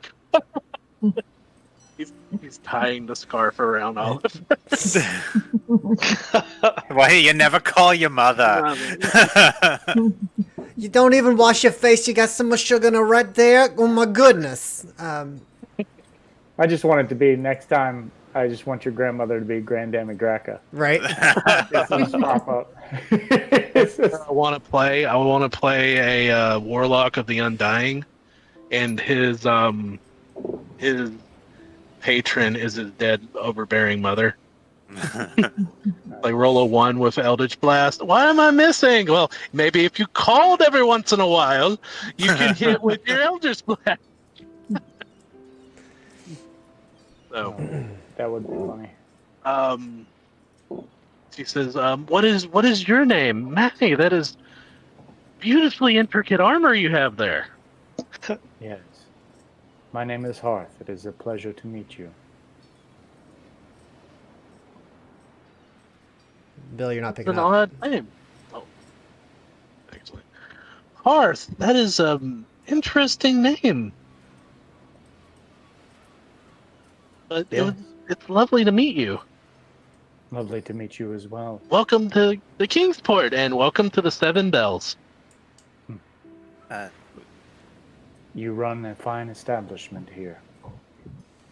Well, we try. And like I tell everyone that's new here, I do apologize about my name. It is a running joke among all the populace. That is okay. We won't tell anyone. Is there anything I can help you with as you leave today? Actually, do you know where I might find a bit of rare stone? Onyx or obsidian or anything in the vein? Diamond. Marble, just a little chunk. I wish to just carve it a little bit.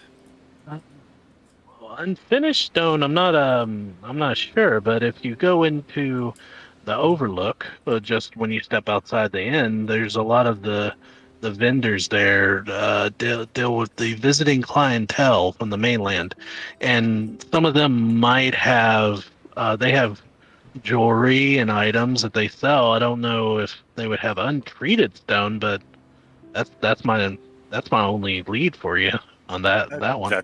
That is wonderful. You are a gem of a person. Thank you. I get a funny joke.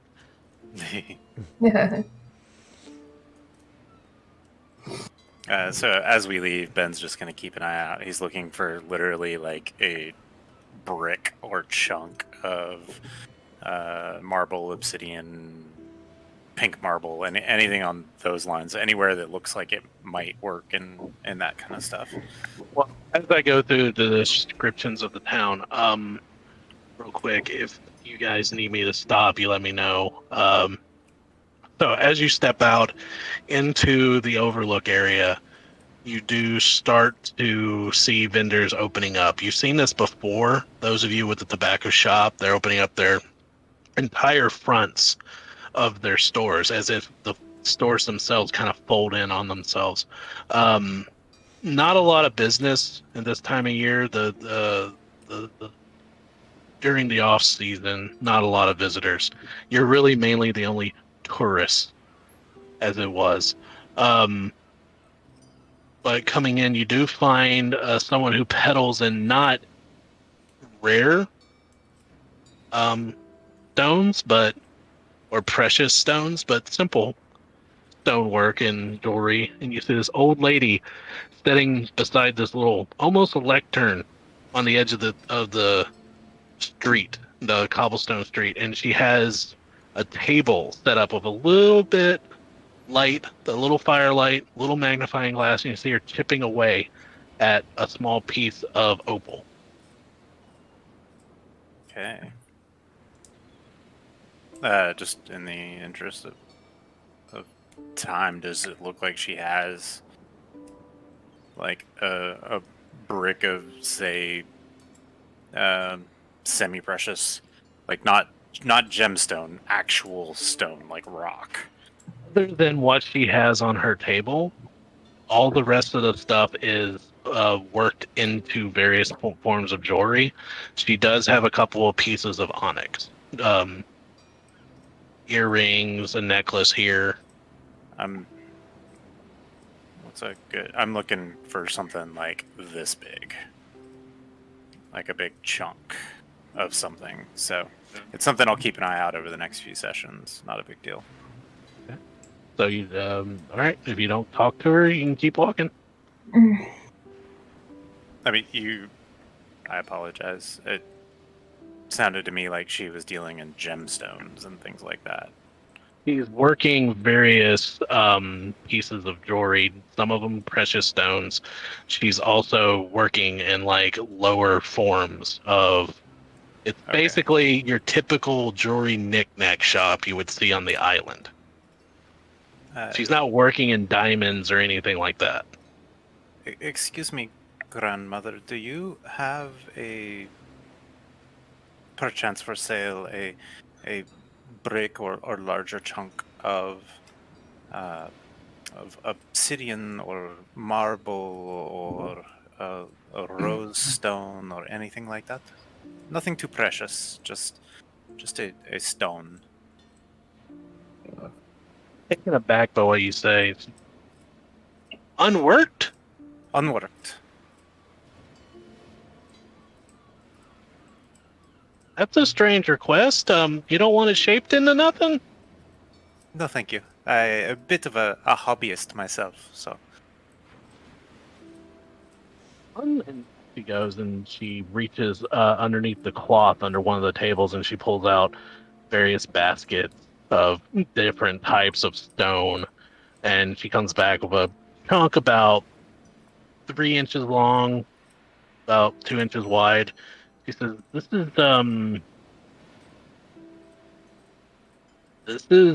some obsidian. Give me a perception check as she does it.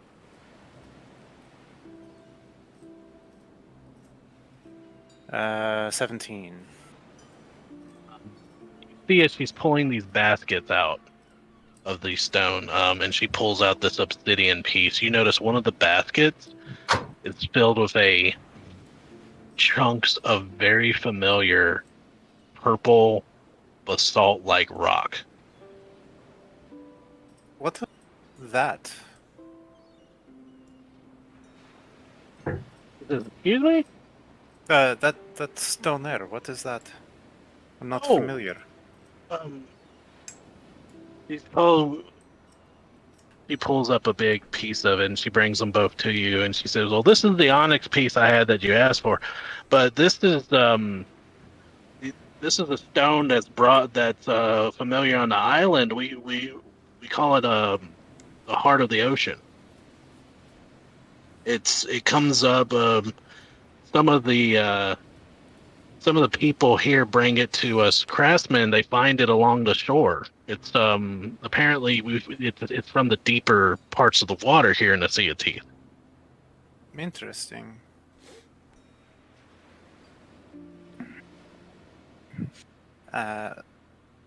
What? I'm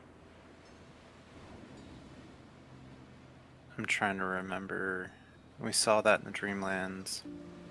Also had it embedded in us.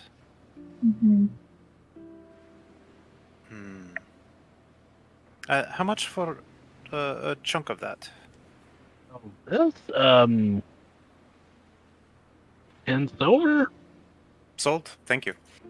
Additionally, the onyx is beautiful, but do you have any obsidian? Some stone, not precious stone? And she goes back and she digs through and she comes up with like almost it's worked, but to the point to make it a kind of a large cube, like it's been cut off from like a larger section. Mm-hmm. And she's like, "We got this," and she kind of sets it down. And was that obsidian? Or... Yeah. Okay, perfect. And for this, please? Let's just say a gold piece for both. Sold. Thank you so much. I'll stuff them both in my little satchel and carry on. This is why you role play stuff in my game. So Oliver will have probably not stopped whenever he did, and just kind of continuing on down to the wharf to try and look for a boat for them to use. Right. I would have been probably following Oliver, but I would have been trying to like listen in on the way to see if I could hear any types of bit of conversation that was interesting, and if I did, I would have stopped for a second. Hold me investigation as you're doing it. Mm.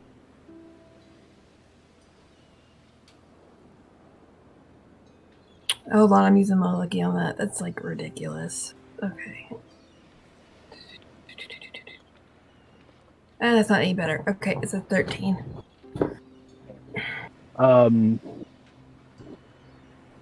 Really hard to dig out, but from catching various glimpses of conversation Mm-hmm. all around, you do hear about the lighthouse keeper again.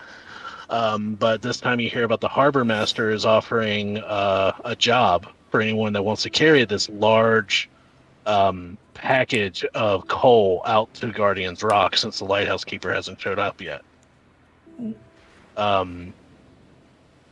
You do hear something that seems to be the talk of the town about a body that was found in Kingsport last night. Okay. Any like specific details, or just that it was a body and it was found in Not with Kingsport? not with the roll that you made. No. Okay.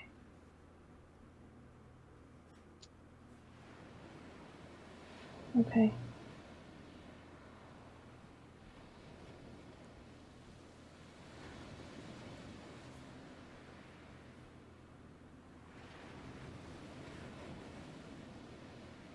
I'm gonna kind of slide up a little closer to Oliver and be like, the harbor master is offering an award or reward for someone to take the package of coal out to the lighthouse. Maybe if we talk to him, he'll cut us a deal on renting a boat, or we can The kill two harbor birds. master seems a good choice for finding a boat. Of course, that seems a very good way to go. Let us find this harbor master. Do you know where to find him?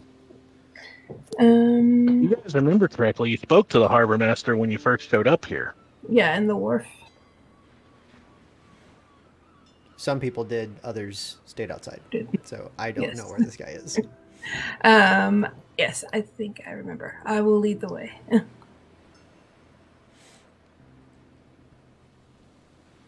You guys make it down to the pier. There seems to be a little busyness about the pier. Not as it was a lot slower the first time you guys ever showed up. You do find the harbor master's office with a little, weathered sign hanging above the door. Opening it up is the same scene you've seen before. Very disheveled, very stacks on stacks of papers, no organization of this desk that's just covered up with ledgers and everything of this, pot-bellied old man with glasses that's sitting here scrawling. Good day to you again.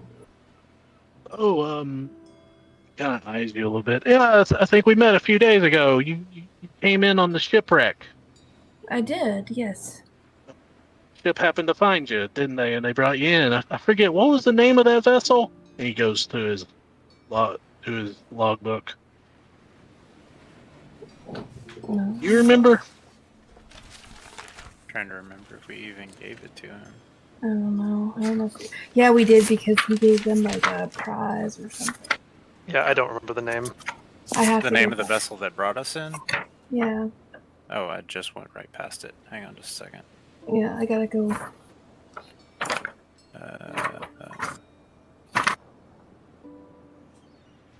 Killian sets place on fire. Harbor Master, woes and CEOs. Captain Ander of the Honest Truth.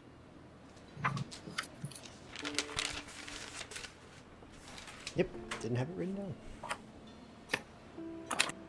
We found it before all these. He says, "Yeah, I have it right here. A couple of days ago. Can I help you? Have you been able to find lodging at the city? I'm sorry that the ships haven't showed up yet, but like I said, it's usually a month before one comes back." Oh yes, we found very comfortable lodging. Thank you.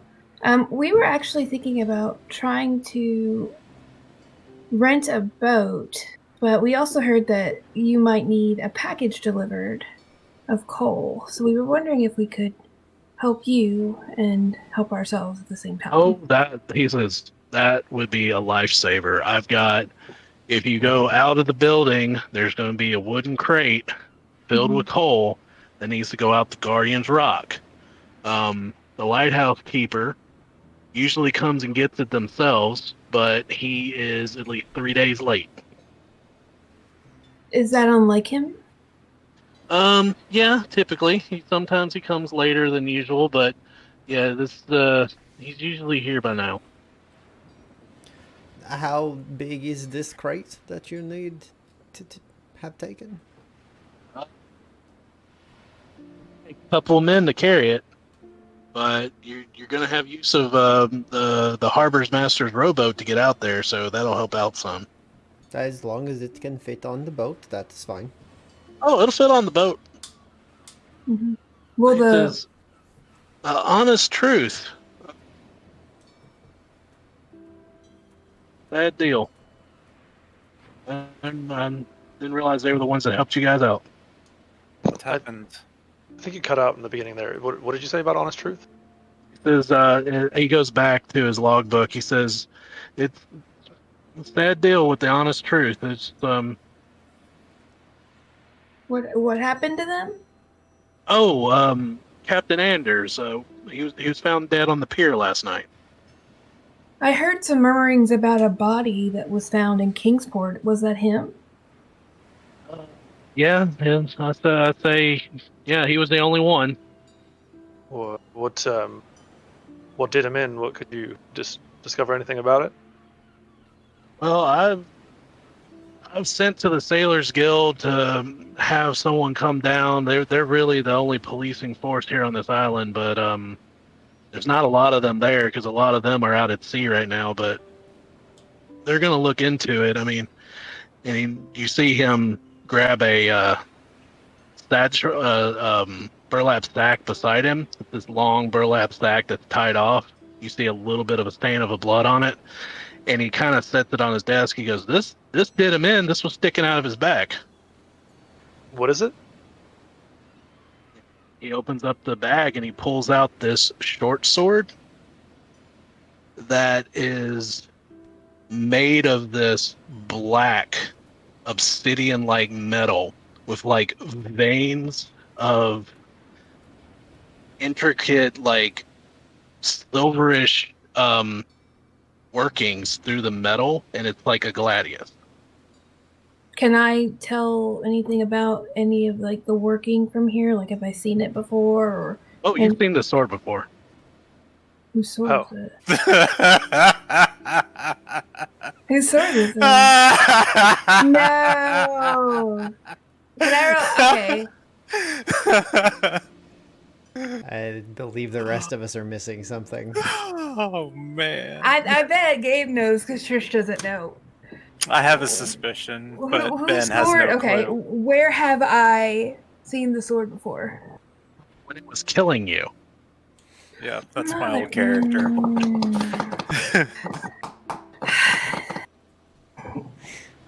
gonna kind of go to reach for it. I'm like, do you mind just turning that over? He Yeah, says, I'm sorry, this is going to be part of a murder investigation. No. I mean, like, physically turning it over. He turns it. The And, moment you started describing it, I knew what it was. And this investigation that you speak of, you're in charge of this investigation?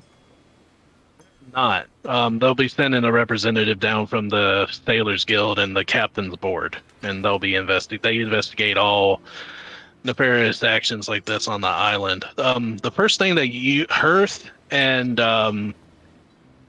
Ben notice is, and Killian as well.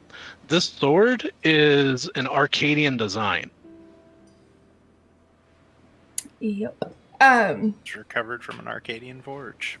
You said that they often take a while, correct? Because We just sent for them this morning, and it'll take them a minute to get down here. But the well, body's been seen to, but we've got this for them to look at. You know Yeah. something about this weapon, lady? I don't. I just Well, feel. I just she feel. might not. I just feel really bad because he had helped us and he didn't have to. And Now, she might not know something about this weapon, but I think I might. I know I'm a bit of a historian, and I've done some private investigating in the past. And, that's an ancient Arcadian design. If you don't mind, I'd like to take a closer look at it. I'm sure it's just not going to leave this office. Arcadian. The people who came before, hundreds of years ago. I don't think I'm familiar with them. Arcadia. No, doesn't ring a bell, but I've never been one for history, so. But you can look at the sword all you want. Just it doesn't leave this office. Can I identify it, or can I make some check? You To can huh? You can try to identify it if you want to. Yeah. So it takes 11. As he's kind of like looking over it, Oliver would ask, "What of the rest of the crew of the Honest Truth? Are they still in port, or?" They're here. They're about to be questioned. They found the body this morning. They're very befuddled over it happening. They said the last time they talked to the captain is he was going out to the Seven Bells for dinner. They were staying in port, and they found him this morning behind a stack of crates with the sword sticking out of his back. Terrible. Would the Captain's Guild contract out this sort of thing, or should we just focus on... he rescued us at sea. I feel awful. Perhaps we should just focus on the coal and get that taken care of, one thing at a time. Well, when the representative comes down here, I'll talk to him, but I don't know how they'll feel about a bunch of non-islanders investigating a murder case. Absolutely. Yeah. Well, we consider the captain a friend, and we'd be appreciative if we could be involved. It's pretty odd. We don't really get... I mean, we got a couple people that go missing, and, a lot of people blame that on the shadow over Providence, but a lot of it, I think, is people drink too much and go sailing at night when they shouldn't. But I typically don't worry about those type of things. So, Of course you don't. That's fair. this is out of the ordinary. This is new, and it's once we get down to the investigation of it, it's going to end up being someone that's not from here. So I do apologize looking at all of you. No, if we are needed for questioning or anything, please tell the representative from the captain's board that we make ourselves available for sure. But in the meantime, looking at the rest of the group, perhaps we get this underway so we can return as quickly as possible and avail ourselves to the representative. Yes, that sounds like a good idea. So you said the crate was around the corner and the boat. Can't miss it, and it's tied up to the harbor's master's dock. You'll see my sign. Look for a dock that has a sign just like mine, and it'll be a little dinghy that's tied off. Any of you know how to sail? My friend here, and pats Oliver on the shoulder, is not awful with a rowboat, so It's a I rowboat. It's got a sail to save you some time, but if you don't know how to use it, just don't touch it. Gabe does, Ben doesn't. probably just stick with the oars, I think. That's yes. Yes. Okay. Well, let us go. Yes, but keep in mind, I know there's not anywhere you can go because there's no way you're going to take a rowboat out into the Sea of Teeth. That's just begging for death. But you No. being Yes, no one would you, ever do that. That seems a terrible idea. you being the five um, outsiders, the captain's board might want to question you, given your past with the Captain Anders. Understood. That's why I Yes. said please inform him of us providing this service for you, and we will be returning. You're staying at the Seven Bells. Yes, sir. I believe that's where I directed you when you came in. Okay. Yes. He makes note of that in this ledger. Yes, we have kept rooms there for the month. Yes.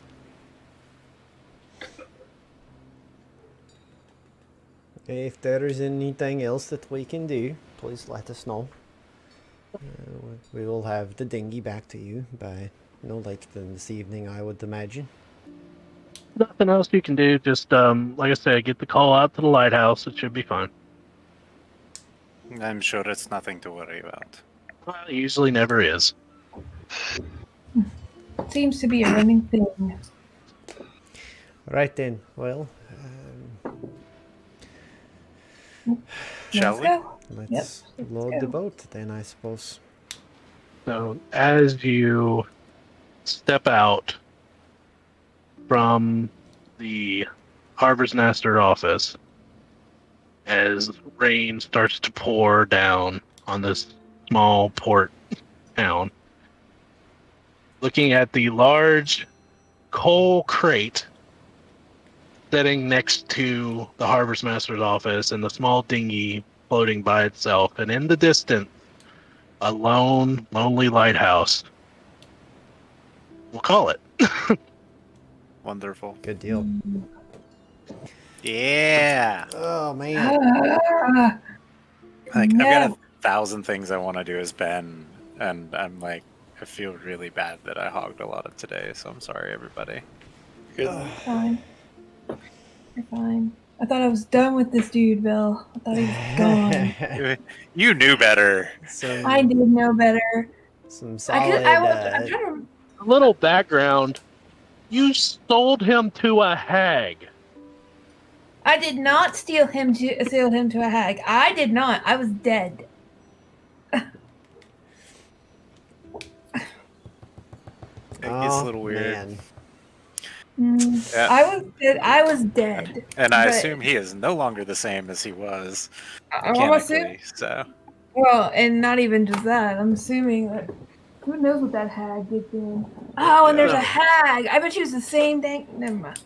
So, thank you all for spending the morning with us, and make sure to tune in Tuesday, February 2nd, for our first installment of a new campaign. Not this coming Tuesday, but February 2nd for a new campaign entitled Thrain, DM'd by Gabriel, with Jacob, Derek, and myself as players. I'm going to hand it over to Gabe and let him tell you a little bit about your world real quick. So it is a world where magic is a myth and a rumor, and witches in the woods are hunted and not trusted, and it's very, very, very different from higher magic campaigns. I was planning to read my little intro and then realized it's way too long. So I look forward to, we're doing our pre-games now, and we'll be starting February 2nd. Streaming that as the party meets up on their way to a place called Schema. It'll be a lot of fun, and it'll be interesting to see where they go with it. So please tune in. He separated the parties, and we were lucky enough to play session 0 for me and 2 others I believe Jacob and Derek, yours is this Tuesday. It is indeed. Right. Yep, this coming week. And we've had a blast during the first session 0, and I really look forward to this new game. So this game will be run on Tuesday nights. B&D, or Breakfast and Dragons, will still continue to be every other Saturday, which the next Saturday, and I really hope you guys choose to join us then, is February 5th, and this is 9 a.m. EST. I got that right? February 6th. February 6th. February 6th, I'm sorry. Just to correct, February 6th, 9 a.m. Eastern Standard Time. We'll be here on the Forever DMs channel for the next installment of Breakfast and Dragons, played in my world, Straterra. And on top of that, let's do accolades real quick. Get those out of the way. Sure. Who wants to So start us everyone off go then? first. I'll go. Thank you again. I go to Bill because this session has just gotten more and more creepy as this goes on, and the way that you're doing a really great job in just like interweaving all of our stories and all of our little quirks and everything we want to do. It's making the whole session seem more fuller every week. So kudos to you. Thank you. And that is my wife. So Gross. Completely and But entirely I unbiased. mean, I'll tell you, you suck if you suck. So This is accurate. Yeah. it is. I was like, you don't suck. So Get a campaign setting, you two. God. I made one. It's called Bill Do the Dishes. I'll throw mine out. I'm going to throw mine out to Jacob for finding a creative way to incorporate new abilities and class features into gameplay. I always appreciate that. I think that's a cool thing, especially with classes that, for clerics, it's spellcasting classes and stuff. Getting new spells is just kind of, especially with divine magic for Hearth, it just kind of is there. So it's always interesting to see how people make the effort to explain new abilities and how they come about and incorporating them into gameplay. I look forward to showing off more of the manifest echo from the Echo Knight and everything involved in it. Oliver was built on a theme very much rooted in the Ancestral Guardian, but the way I envisioned him working and interacting with the spirits, the reskinning the Echo Knight was something that I was really excited to get to bring into the theme. So thanks. I'm kind of hoping every time it's your grandmother with like a great sword. It will not always be my grandmother. No. There's a lot of bones in that pouch. There's a lot of different people that could be. I just picture that scene, the opening, or one of the scenes from one of the early scenes in Mulan where all the ancestors are there. I just imagine a bunch of Nordic accents, all complaining about the other side of the family. Uh-huh. This was never a problem on our side of the family. Dishonor on you, dishonor on your cow. Dishonor on you, dishonor on your bear. I will actually follow that up. I'm going to give mine back to Hearth. It was a small moment, a single phrase that I found extremely poignant. When you said, it's the armor that makes me different.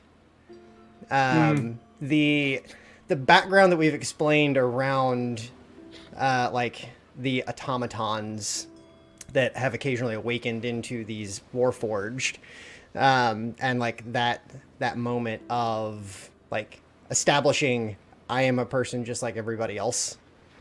And it's just the armor that makes me different kind of thing. I loved it. I thought it was just a neat little pin in Hearth there that I really, really enjoyed. Thank you. Appreciate it. Mine goes, Ben. Like being nerd bros with you, man. Thank you for sharing your magical items, and I really liked how you were narrating your new psionic feat. Just like the subtle little things that you were describing, like the door shutting behind you, items floating, all that cool stuff. Thanks, man. Yeah. The telekinetic reveal was like next on my list. It was like first thing that I wrote down, and then the hearths thing just kind of stole my heart, though. That's cool. Mine is actually going to go back to Killian. The interplay between Ben and Killian I absolutely love, and sometimes it's a little spicy, and you have this moment where Ben doesn't know if it's comfortable or not, and then it immediately falls back into Science Bros. And I love the depth that brings to Ben's ability to actually relate to people. So thank you very much, and that's mine. Excellent. Thanks, man. So, I want to add. You're cutting out, brother. You're cutting out, yeah. Why it keeps doing that? Can you hear me now? Mm-hmm. Yes. Okay. So one thing that I add to all this is one thing I do as a GM, and a lot of us, actually all of us are GMs except for my wife, who has yet to run a game. Everybody stare. With all of us being GM, I want to go into the flavor of being forever DMs, which is our logo and our name. I like giving everyone a little freedom when it comes to describing their characters and their abilities. It's much like Jacob's reskinning of the Echo Knight, Gabriel's taking his moment to describe Ben's new abilities. In those moments, I kind of like take off the DM hat and just give it to them to explain their moments, and it's something that I like, something that I enjoy, and it takes a little bit of description away from me, much like Killian's love of describing his magical abilities. It's something I'm proud of what you guys do, and I very much enjoy, and I think it adds to a flavor to the world. One thing that I want to give is I am going to give Oliver the inspiration point for the next game, because I really enjoyed when I started describing the feeling of the hunter and basically telling him that all paths on this island may lead to where he wishes to go. And him taking it and running with it and bending it into a snippet of where he's going with the Echo Knight. I enjoyed that a lot. So Thanks. it is your inspiration point. Do you still have one? I don't think that I do currently. Yeah, because if you did, it would be your choice to give it to someone else. I do not, so I will hold on to that one. Okay. So other than that, if there's anything else to add, thank you guys, and it's been wonderful, and have a wonderful rest of your Saturday, and see you, friends. Thanks, everybody. Cheers.